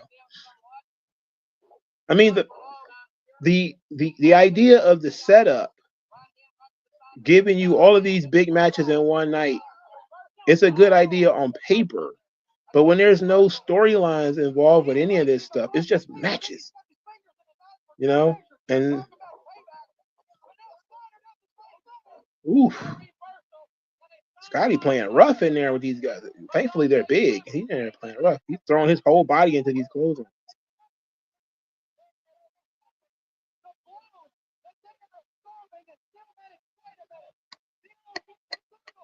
Yeah, he switched.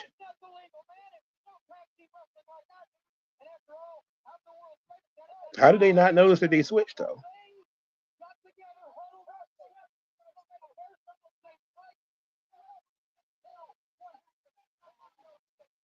They're not twins, so you can still tell one from the other.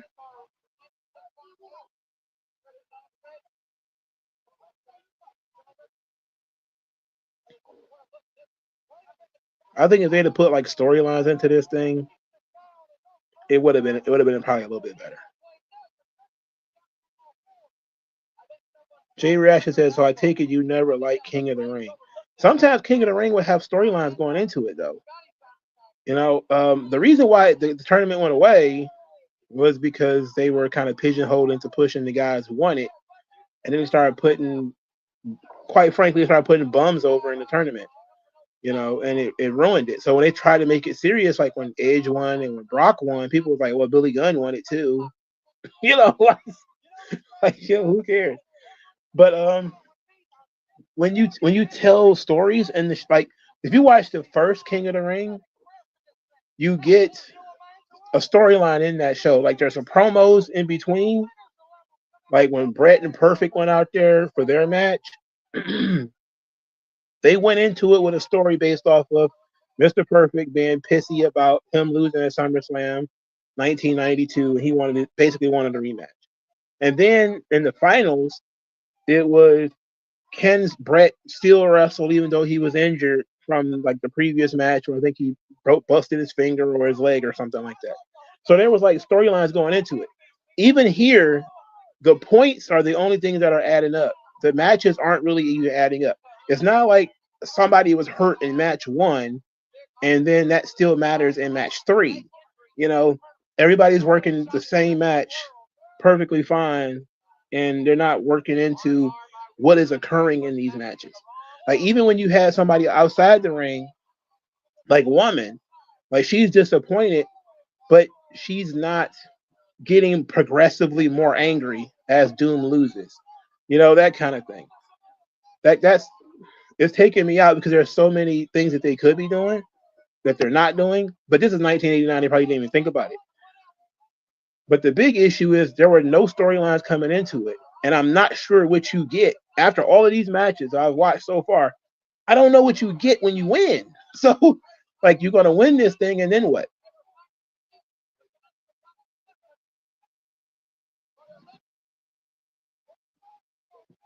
But now they're talking about the Samoans about to fight each other. They tease the Samoans fighting each other, and the Steiners are disappointed because they didn't fight.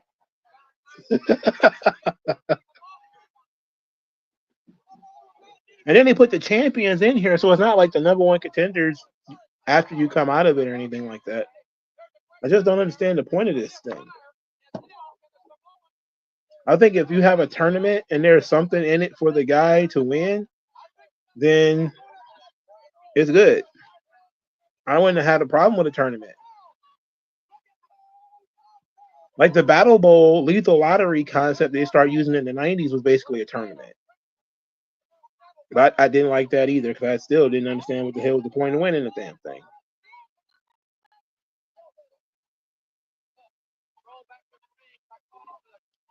You said even in the King of the Ring, you had a storyline of an underdog just with a shitty wrestler. Yeah, or you would have like Owen's story in '94 was him trying to win the King of the Ring because Brett won it the previous year, and it was kind of like anything Brett can do, I can do. You know, and then '95 they screwed the pooch because they gave it to fucking Mabel. They ruined it. And then '96 it was Steve Austin, and he got kicked in the mouth earlier in the night. Then he had to wrestle his next match with stitches in his mouth. You know, '97 you had the ever running story of Mick Foley and Triple H. They were feuding before that show even happened, so they got into the main event. They were the last match on the show, not on the show, but in the tournament. It folded into their already existing storyline, and then they continue having feuds after that, having matches after that. In was it '98? It was Ken Shamrock. And they had The Rock was in the finals. Was there a storyline in '98 when Shamrock won it? I think it was just the purpose of boosting Shamrock. I think I don't remember any specific storyline going into it. '99 was Billy Gunn and the breakup of DX. Then no, or was that '98? No, '99 was Billy Gunn. 2000 was Edge. And that was the launch of Edge. And after that tournament was when they started doing the breakup with him and Christian. Or was that 2001? Who won the King of the Ring in 2001? Because I know Brock won it in 2002. Who won the King of the Ring in 2001?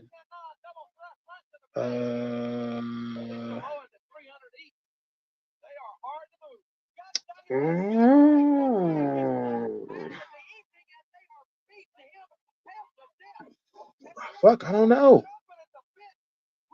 I have no idea. I know the Attitude Era events, they suck so bad. So I know that Billy Gunn won the tournament and immediately lost to The Rock in his first main event feud, so that was it for him. Shamrock won the Intercontinental title, I believe, after winning the King of the Ring. Austin, of course, was they try to pretend like they launched him into the main event. Okay, so that's why I was missing Kurt Angle. I knew I was missing somebody.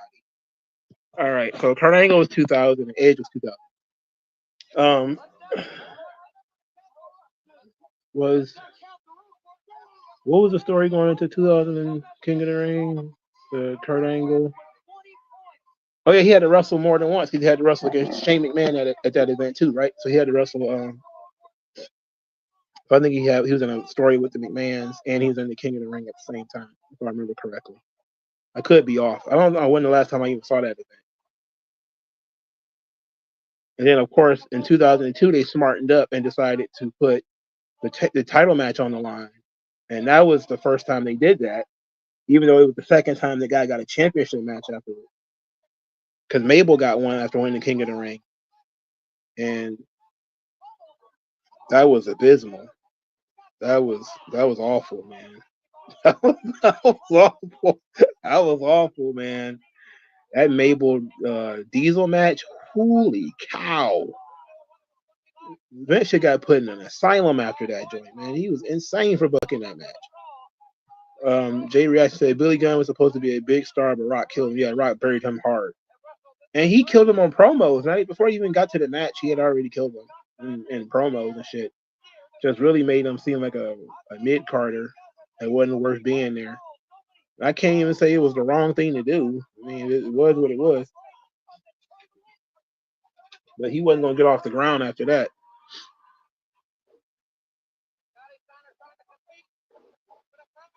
That's a stiff power slam. Only 2 minutes remaining. This match has been 13 minutes. Oh, my God. Why?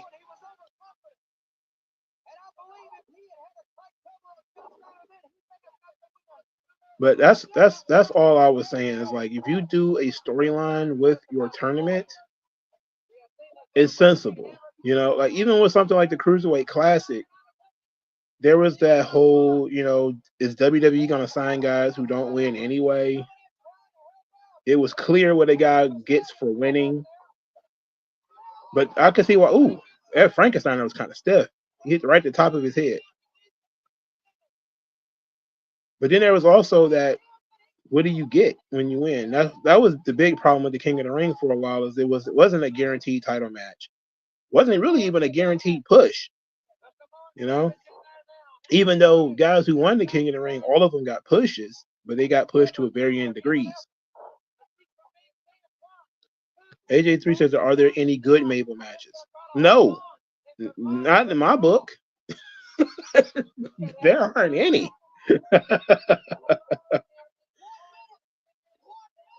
He couldn't have good matches with good wrestlers. He couldn't have good matches with bad wrestlers. He couldn't really have good matches, period. He's too big. And he couldn't really do much of anything. All of his matches were spectacles. So if you want to watch like a spectacle, watch him wrestle Undertaker. I think they had a casket match. But that thing with Diesel was a disaster. Jay Reaction says either choice in 95 would have been a bad choice. I mean, Saga. Yeah, I mean, 95, just you can't. There was nothing you could do. Smart money would have gone with somebody, clearly would have went with somebody else other than Mabel. But the idea behind it, I guess. Wait a minute.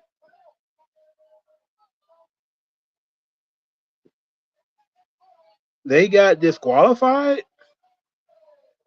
That's weird. But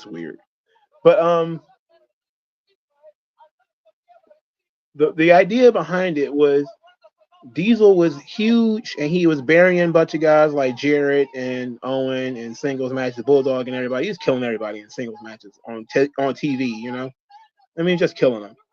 So he needed somebody his own size to work with. And they decided, we're just going to go with Mabel. Why they didn't go with Bam Bam or somebody like that, I don't know. or even like a King Kong Bundy, even though I think he was gone by that point. I don't know. They decided to go with the Mabel, and it ended up being an utter disaster. Utter disaster. Here comes Muta for his match with Luger. I think this is his last match.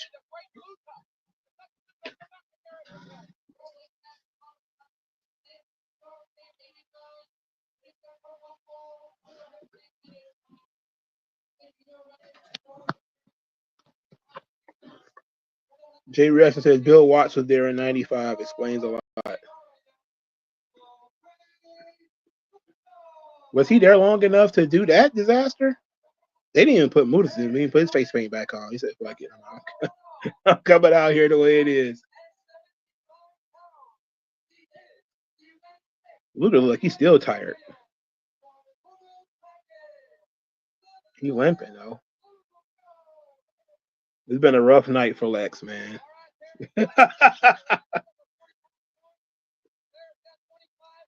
He's the first person I'm looking at right now, other than Muta, that seems to be actually carrying damage from previous matches into this match. Even though he had almost 15 minutes to rest.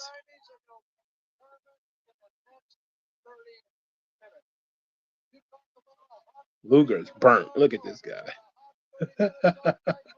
He walking like me. I walk up the steps. I had to adopt that joint from my mom when she started getting old. She started taking those steps one at a time. Walk with the same foot. You're like, oh shit, your knee's bad. Your knee's in trouble at that point. Yeah, Survivor Series '98 was a story that was built up for months.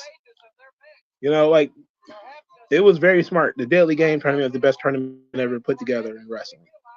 Better than any one of these G1s or anything like that. No. The point of pro wrestling is to tell a dramatic story. You know, pseudo fighting with a dramatic story. And the Deadly Game tournament, even though it was a lot of horse shit, you know, with like 3-second matches and 10-second matches and tons of disqualifications and countouts and running and all that kind of shit. The point is, it launched the young star into the next level with a storyline that created a top-level babyface. And without that show, neither Mankind or The Rock are main event talents. Without question. WrestleMania 4 is a lot like this. It's just a bunch of fucking tournament matches. Now, they did try to have a story with Hogan and Andre, and then they took Hogan and Andre out of it. So now you're stuck watching Greg the Hammer Valentine wrestle Ricky the Dragon Steamboat for, I don't know, what was that, 20 minutes? Like, what a disaster that was. The final was great. It was DiBiase and Savage. That was amazing. But that tournament, that one night tournament, oh.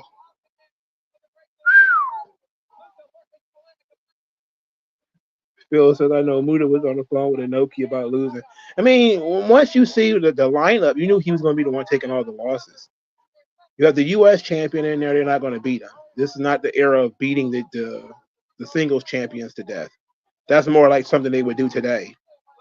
So as soon as Luger was in it and Flair was in it, the only person he could beat was Sting, and the likelihood of him beating Sting was minimal. So he was going to lose every match for the most part. You know, maybe he got won by disqualification or a count out or something like that. But this one of those matches where you just got to be like, one of those events where you're like, okay, well, I'm just going to take the L. I don't know about giving up 3 in one night, though. I'd have had to politic for a disqualification loss or something. But maybe that's what this will be, because I don't remember the finish to this match. I'm fairly certain he's not going to win it, though.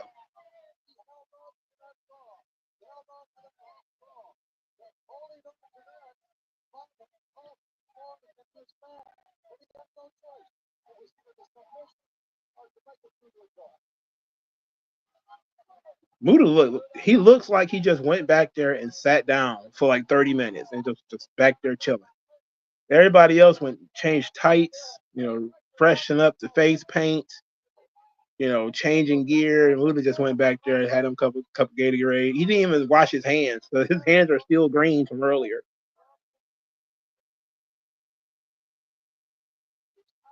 He probably went back there and took a nap or something like that, man.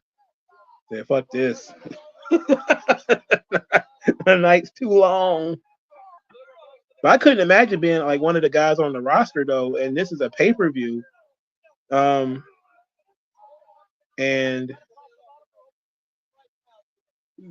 this is what they booked. Like I couldn't imagine being on the roster and you busting your ass on WCW Saturday night. And nope, we just gonna have the Wild Samoans wrestle 3 times in one night. Like get fucked. Like that's the shit. You say you think this is Luda's first year as the character? I don't think so. I think he was a great Muda before this. But I don't think it was long.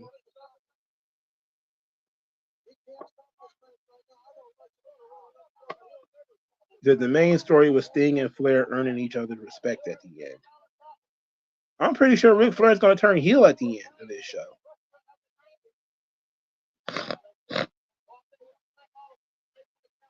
I know this, Sting Flair thing, and they have history going back a couple of years at this point. But it was like Flair working with like the young guys with the future. That's why they kept talking about how Luger is the man for the 90s and all that shit. To showcase their young guys, but they could have done that without these guys wrestling 2 or 3 times.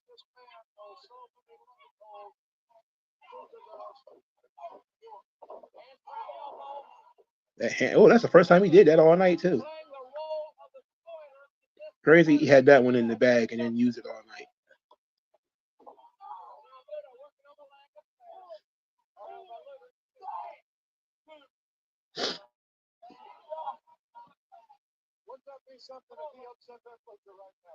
Yeah, there would be something. It would be interesting. Who's the television champion? Because that person's not on this thing. There's probably some Tom Zank or some shit. No, he probably wasn't even there yet. Probably like Barry Windham or something.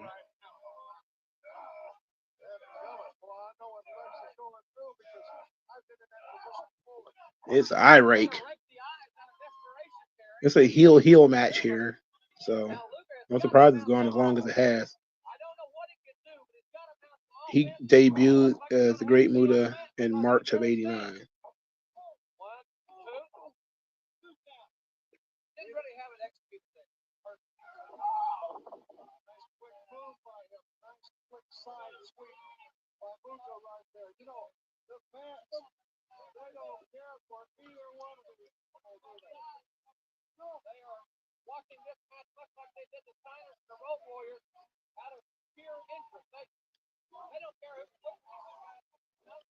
Well, that sucks for them that the crowd don't care about who's going to win. I would imagine the crowd should have a favorite. They were cheering Luger in the last match because he was doing well against Flair. But now they seem to be out of it again.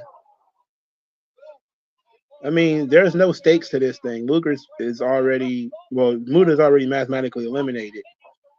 And Luger is at the top of the leaderboard, thereabouts. I think he's at a draw for the leaderboard.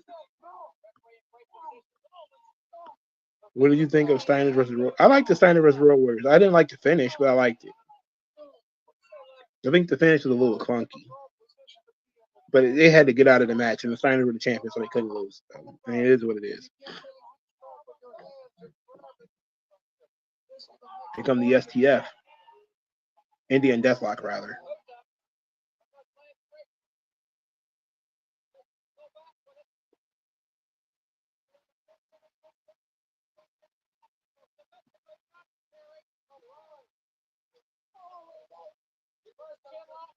Now, this match has a story because Muta is going for the legs. Muta was the TV at this time because he hasn't been announced as a TV champion.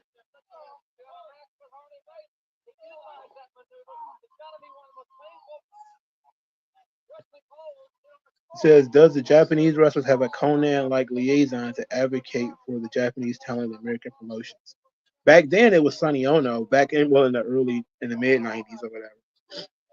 At this point, I think it was basically just WCW had a working relationship with New Japan, and you know, guys had to hope Inoki was paying attention. You know, I hope Baba is paying attention. But other than that, no, not at this point. Not in '89. I don't think so.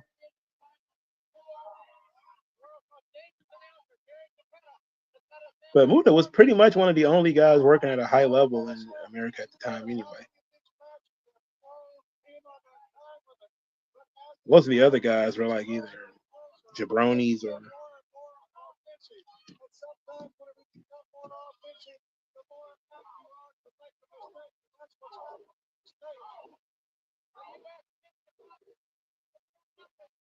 Oh, they just said he was a TV champion. He lost every match on this show, and he's a TV champion. That's crazy.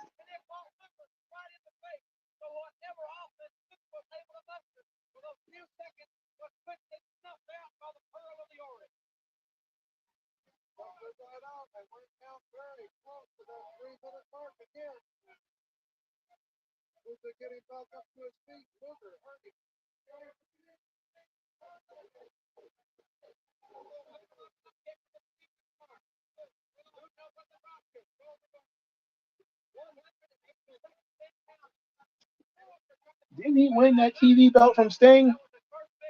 If I remember correctly.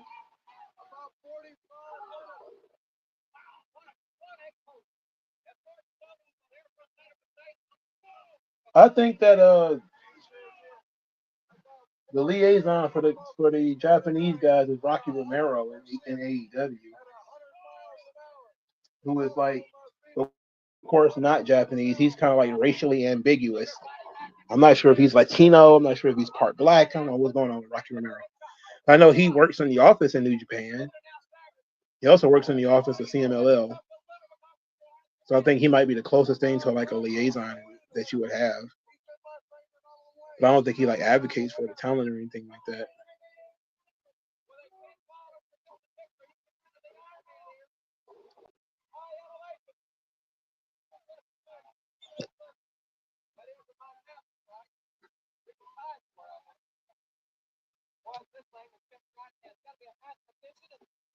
Yeah, like nobody wants to do math and watch wrestling at the same time, bro. That was the craziest hip lock ever. Modified version. No, Muda's just tired. Taking these fucking bumps.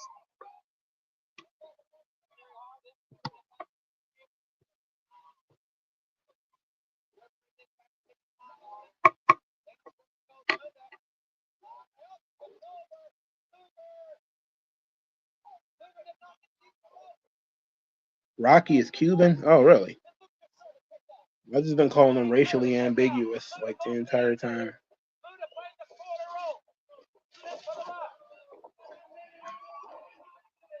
He always gives me Chavo Guerrero vibes.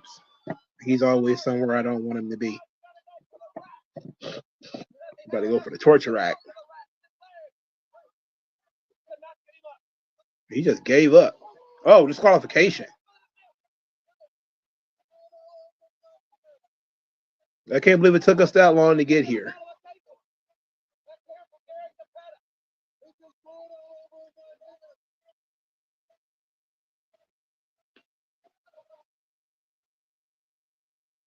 He spit, missed in his face, and just walked off. That's crazy. That was a safe finish for Muda. He didn't win a goddamn match. Can't say that he should have either, to be quite honest.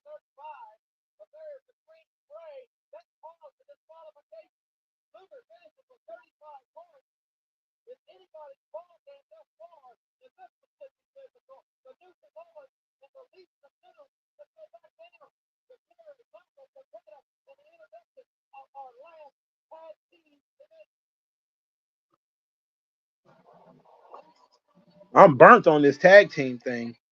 I hope this match is 4 minutes or something.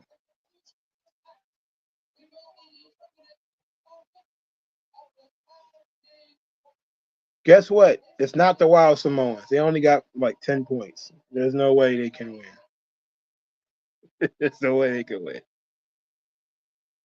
But then again, the Road Warriors lost one. So mathematically, the Steiners are no. And the Steiners had 20, right?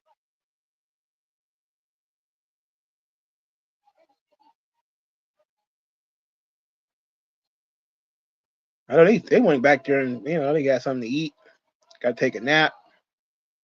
They've been gone about an hour.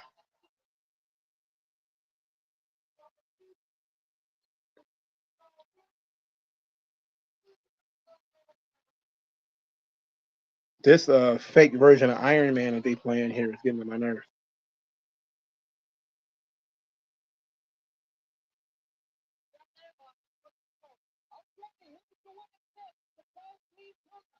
Yeah.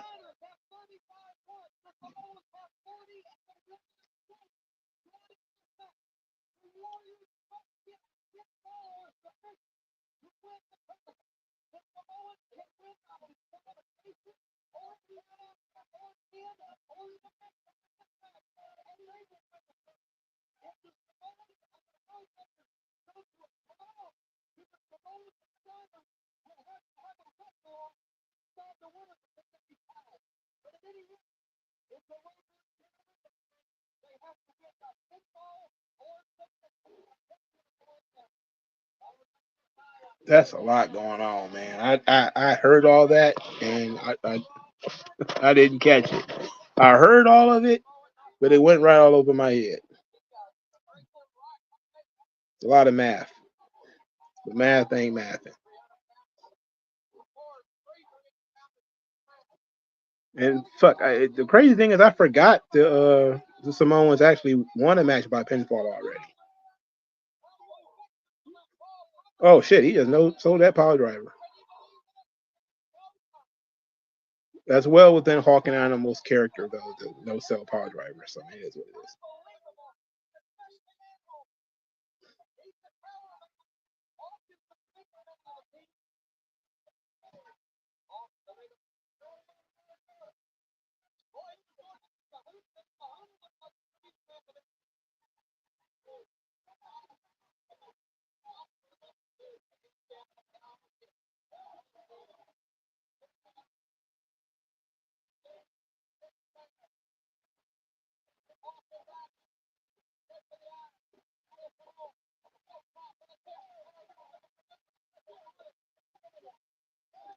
Oh, they laying these chops in.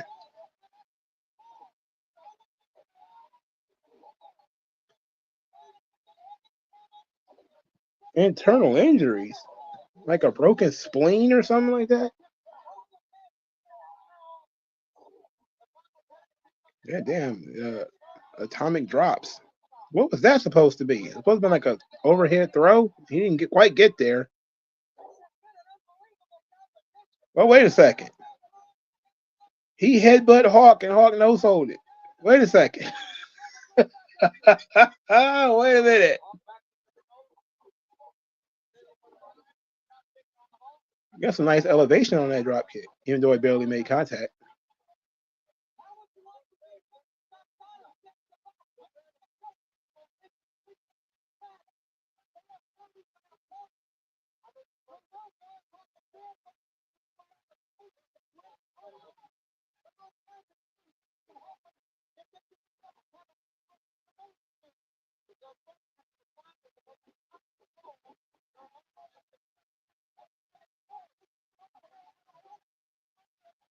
A wrestle off. It's amazing you book 12 fucking matches and then it can still end up in a 13th match. Or heavens to Betsy, a 14th match. You're gonna be here all night because you wanted to do math.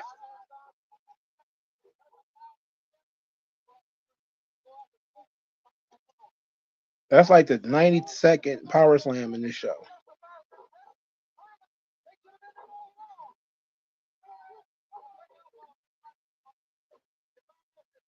Animal's a big dude. Oh, they falling apart now. He just collapsed. He headbutted him in the crotch and they both fell over. Yeah, and they both fell over.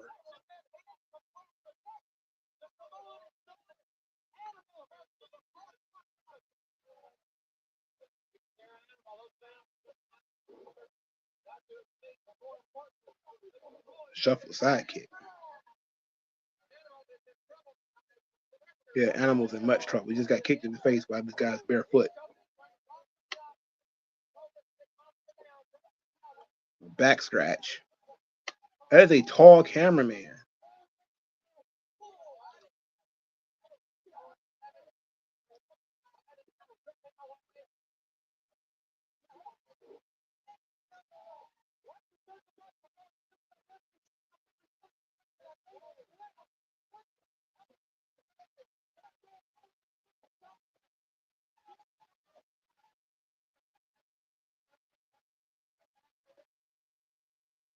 I don't think the crowd cares about these Wild Samoans, man. They might like the Road Warriors, but these Wild Samoans, I'm not so sure. He had the nerve hold on him.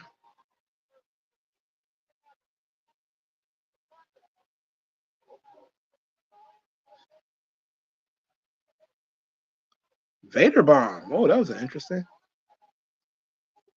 He missed that joint, though.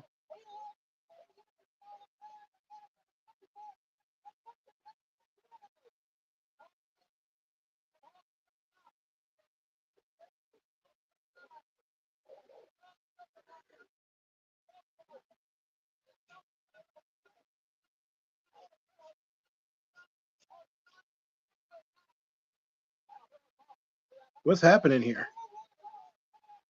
Oh, shit. Oh, my goodness. Oh, another flying clothesline. Is that the finish? Goes to the Road Warriors win. They win the tournament, too.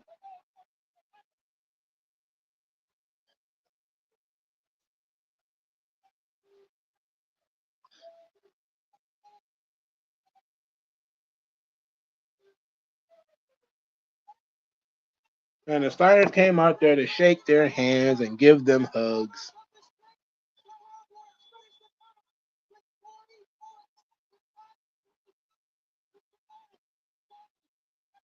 Why would they come out there and shake their hands, though? Could have did that backstage or something, I guess. Did they get a cup or something like that for this whole tournament? Yeah, what was that supposed to be? I don't even understand what that was supposed to be. But that was a very pretty top rope clothesline. And somebody threw shit. They saw that and like, no! Their DraftKings must have been thrown off.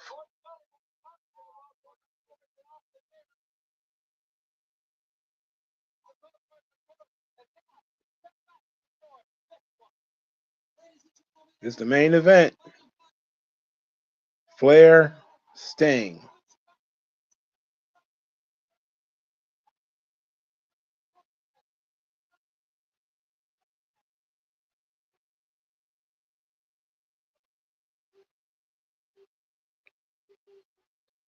Sting been gone for a long time. He went and redid his face paint, whole different design.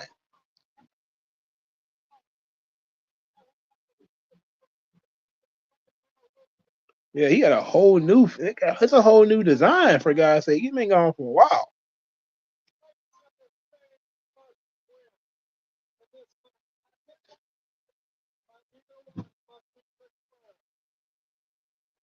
Yeah, Sting got pinned earlier, so he got to win.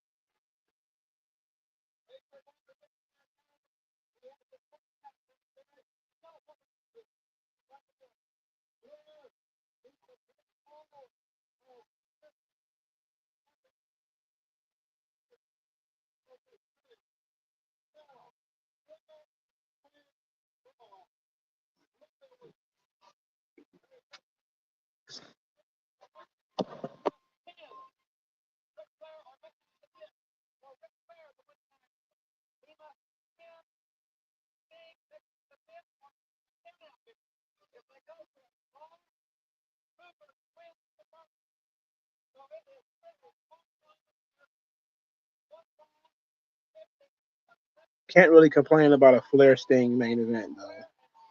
But I kind of figured it'd end up this way. You know, you don't even got to be competent to end up with Flair and Sting in the main event.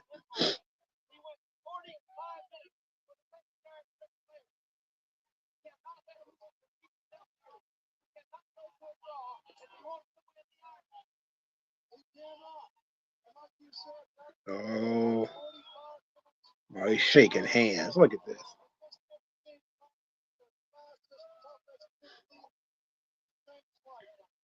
Maybe.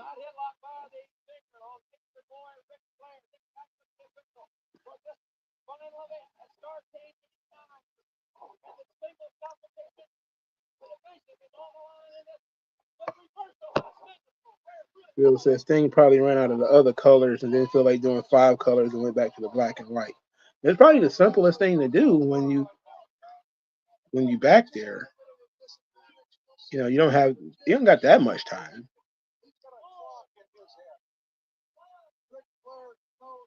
But it don't match his tights anymore.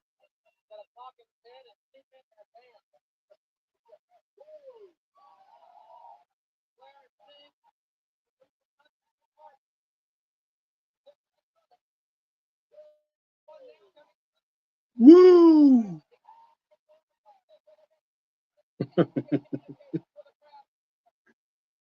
Rat tail Sting.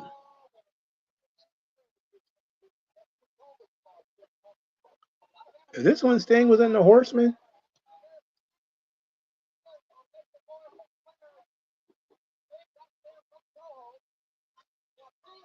Oh, that was later.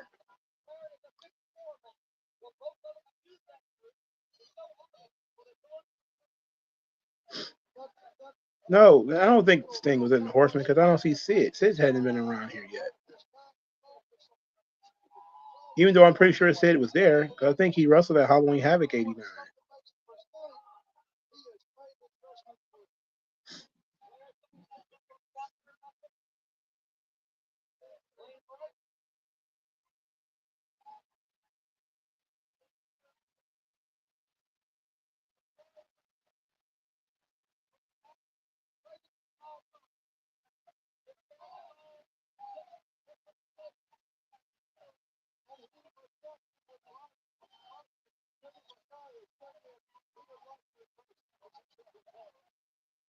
This is the most live the crowd been in a long time too. Yeah, I know Sting was a Horseman. I'm just saying, is this at that time? Because they said they were tag team partners. But I don't remember. I think Sid was a part of the Horseman when they were part of the Horseman. But I know they beat him up and kicked him out when he wanted a world title shot, but I'm not sure what year that was. I think it was in the 90s, if I remember correctly.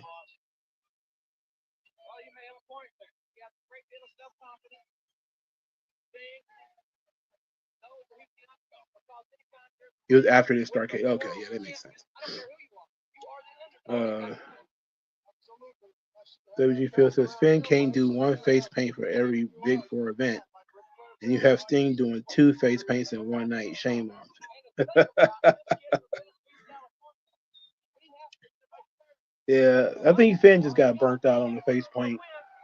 He needs to go back to doing it. I mean, just imagine how much he could have made if he just committed to face painting and just said he was going to do it full time, or just doing it on the Big Fours and then special shows. He'd made a grip. He made money anyway, but he made a lot more, especially in merchandise. You think it was 90 when he joined the Horsemen? Yeah, because I'm pretty sure. Well, Ole Anderson was part of the Horsemen when Sting joined it, but I'm pretty sure Sid was too. And I haven't seen Sid, so Sid came in after the Revenge of RoboCop in the 90s. Okay, so yeah, that makes sense. It's probably the next year.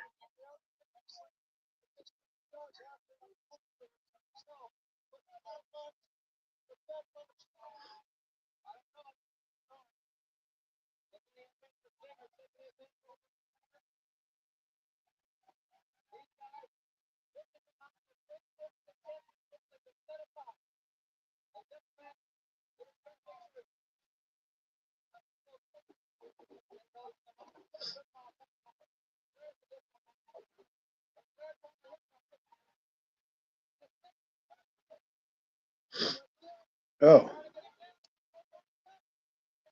this is the most struggle I've ever seen on a surfboard.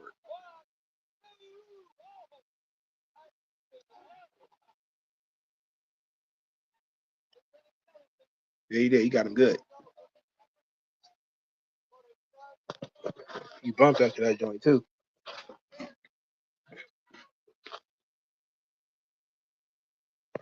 He said they calling Sting a kid like he didn't turn 30. Scott was more of a kid than Sting was. I think it was more of a thing where they talking about in relation to Flair and the future and all this kind of stuff. They still refer to him as a kid. Also, Sting started wrestling late, so and it seemed like they was trying to hide how old he was too.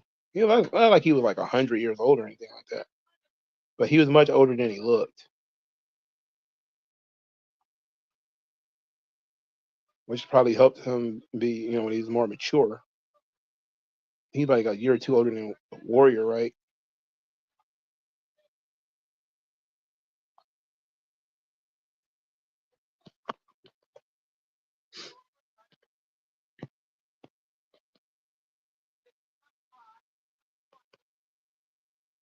What is Flair talking about here?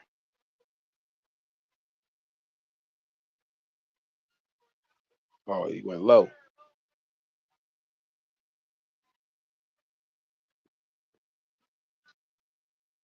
And to Terry Funk, Sting is a kid because Terry Funk is like 40 something at this point.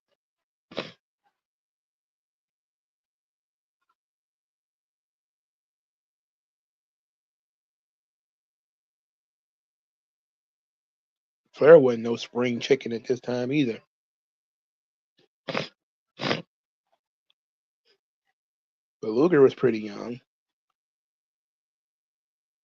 But Luger and Sting had pretty much started around, I think maybe 84, 85 ish. Here's 89. They only been in the business about 4 years or so.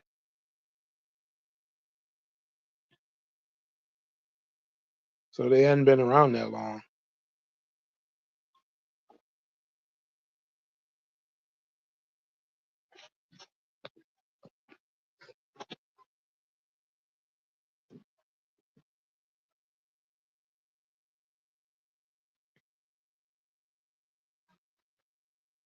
The youngster.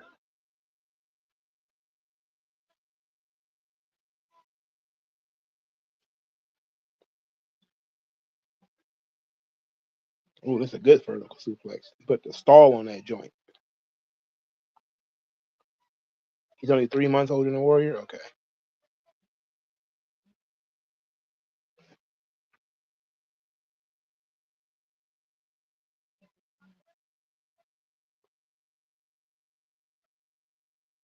I remember when Warrior was talking about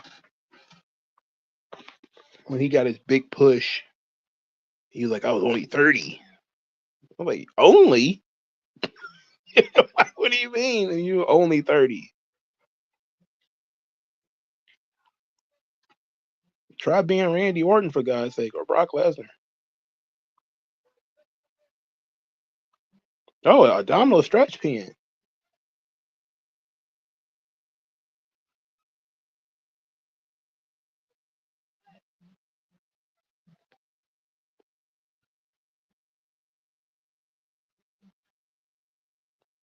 You can see Flair is becoming progressively more aggressive.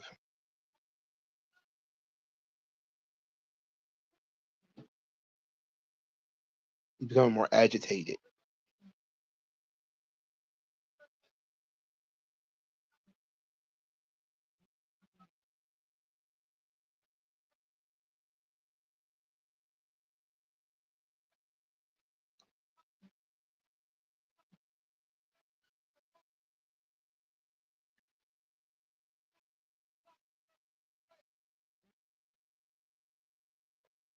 Yep, we're watching this on Peacock. We're watching STARRCADE 89 on Peacock.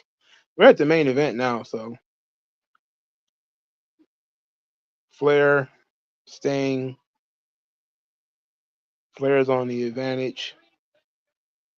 Gut check for the youngsters thing. We were just talking about him turning 30. I thought he was a lot older than Warrior, but he's not that much older. Matter of fact, they're the same age. I mean, 3 months is negligible.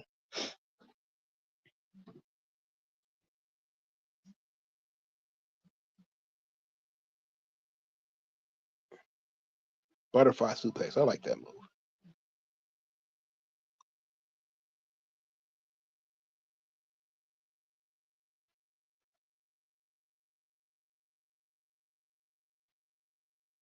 Ooh. Came right out with the clothesline. They did the Black Scorpion storyline in 1990, right? So that's definitely when Jim Herd was there. If I hadn't watched that recently, I would be mad because I would want to watch that now, but I watched that a couple months ago. Ooh. Now Sting is no selling them chops. Oh boy. Now what you gonna do, Flair? What you gonna do now, Slick Rick?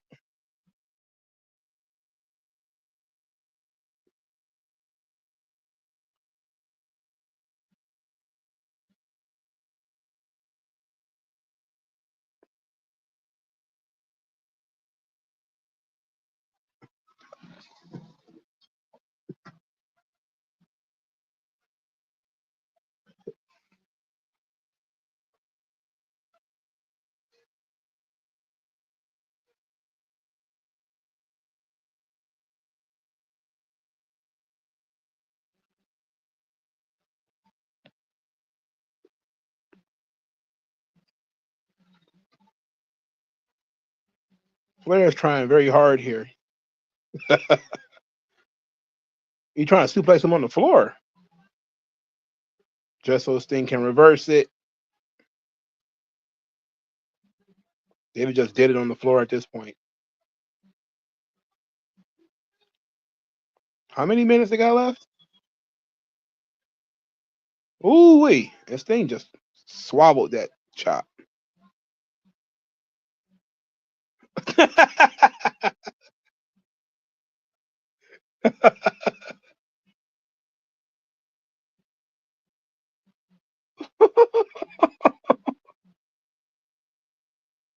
He's walking through those chops, man. This is great shit.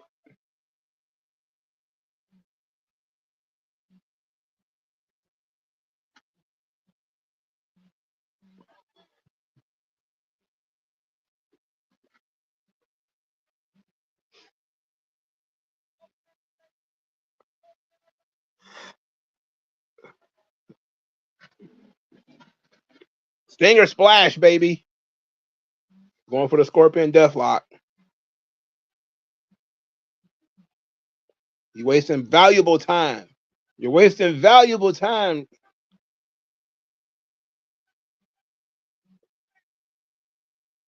He went right under the ropes. Immediately under the ropes. Here comes some underhanded Flair stuff. Oh, the knee drop. Going for the figure four. Right into it.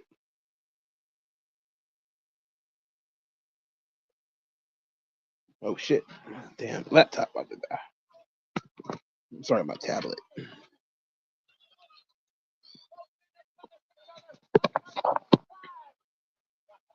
What is Flair yelling about time about?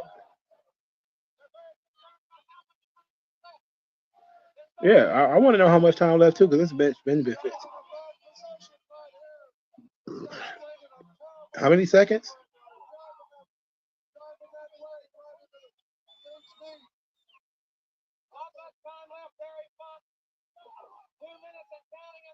X9 said the Saturday night's main event was really mid, but the Netflix hype up thing made it a little better. I don't never watch those goddamn hype sessions. Almost nothing happens in them joints. They're pretty good spectacles, but nothing happens. Ooh, a knee drop on the ankle. I like that. That's vicious. If they ever announced something that would matter at those things, I probably would actually watch them. But they're an hour of promos, basically.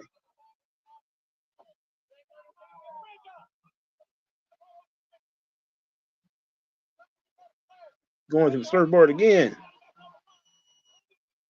Ooh. Flair's going for this thing. Oh, they 1 minute left. Okay.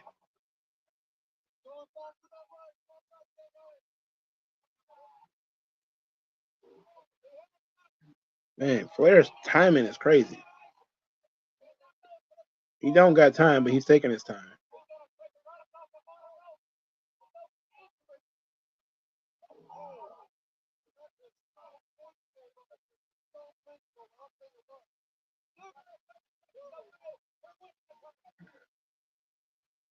"30 seconds, Flair. You taking your sweet ass time."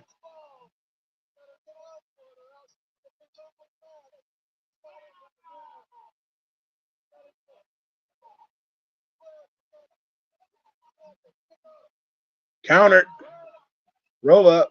1, 2, and 3. Sting wins.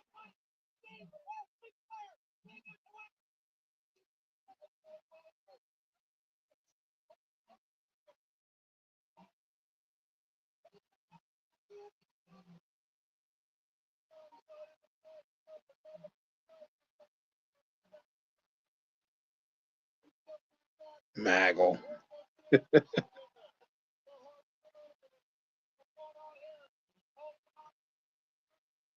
Oh, they're gonna shake hands. Oh, isn't that sweet?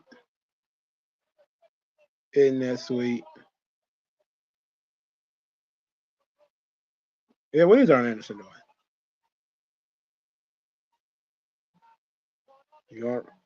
Oh, he offering him a spot in the 4 Horsemen. Okay, yeah. So that was the purpose of this thing, is to lead to Sting joining the 4 Horsemen, which happened, of course, the next year.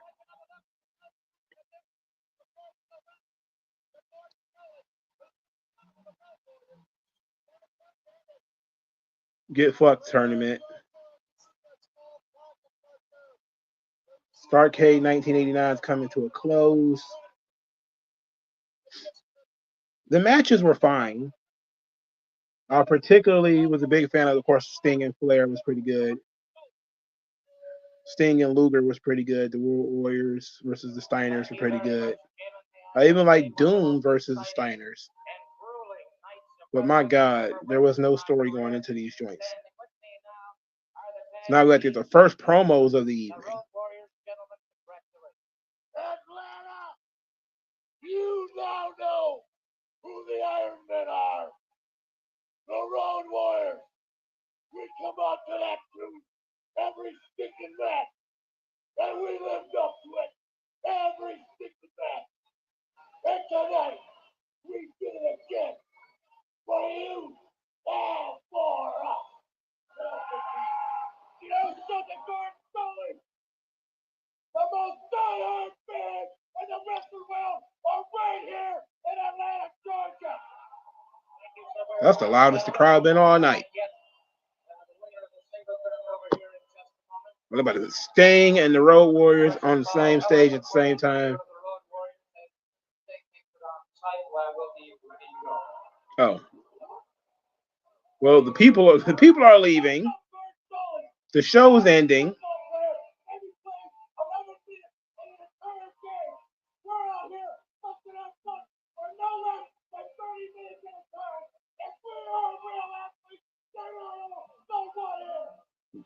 Man, he talking that shit as the credits roll. Animal talking that shit. You know what I mean? Well, they press for time here. This thing is over with. That's Flair talking. That sounds like Flair. What's happening? Anyway, that's it. STARRCADE 1989, the Iron Man Tag Team and the Iron Man Singles Championships. That was it. It was a tournament. Next time, we're going to try to watch something with some story to it. Give me more to talk about, because my WCW history is trash, as proven by the many foibles I had during this thing. But it was at least fun to watch. Always fun to get an opportunity to see more Butch Reed, see more Road Warriors, see more Steiners. But alas, we have come to the end. Thank you guys for stopping by. Thanks for people who are listening later. And I'll talk to you guys later.